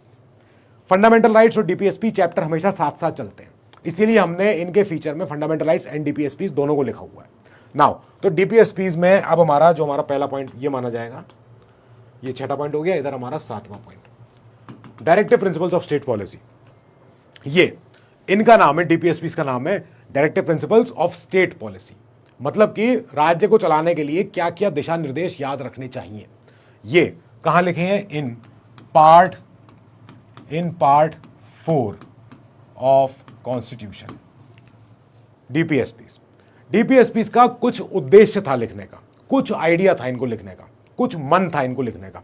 क्या मन था इनका? मन ये था, और ये अंबेडकर जी खुद भी कहते थे कि अंबेडकर जी का कहना था कि डीपीएसपी को अगर कोई याद रख लेगा तो वो सबसे बेहतरीन बातें याद वो सरकार लॉ बनाएगी। प्रमोट करना है welfare of the people, promote करना है ideals of social and economic justice को पूरा फुलफिल करना है, जो कहां लिखे हैं? प्रीएम्बल में लिखे हैं। डीपीएसपीस क्या एड्रेस करते हैं? डीपीएसपीस एड्रेस करते हैं कुछ 3-4 चीजें कि इनकम डिस्पैरिटी। डीपीएसपीस ये चीज को इंश्योर करते हैं कि इक्वल अपॉर्चुनिटीज मिले। डीपीएसपीस ये इंश्योर करते हैं कि वेल्थ का डिस्ट्रीब्यूशन जो है वो बराबरी से हो, किसी एक के हाथ में अरबों खरबों रुपए ना आए।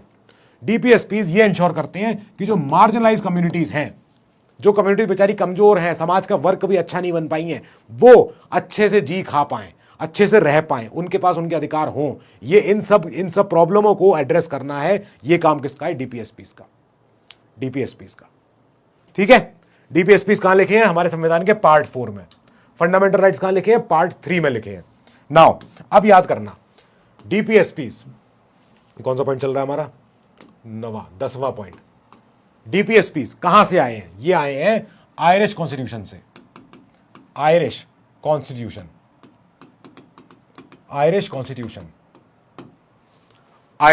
से आए। ठीक है, नाउ पहली चीज, DPSPs are non justiciables, can't be enforced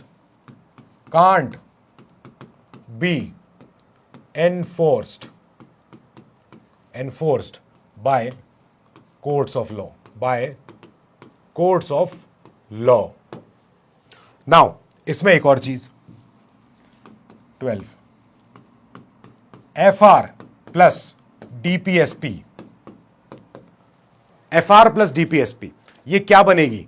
ये बनेगी कॉन्शियंस ऑफ कॉन्स्टिट्यूशन। जब एफआर और डीपीएसपी का मिलन हो जाएगा, एफआर देती है हमें पॉलिटिकल जस्टिस, डीपीएसपी देते हैं हमें सोशल इकोनॉमिकल जस्टिस।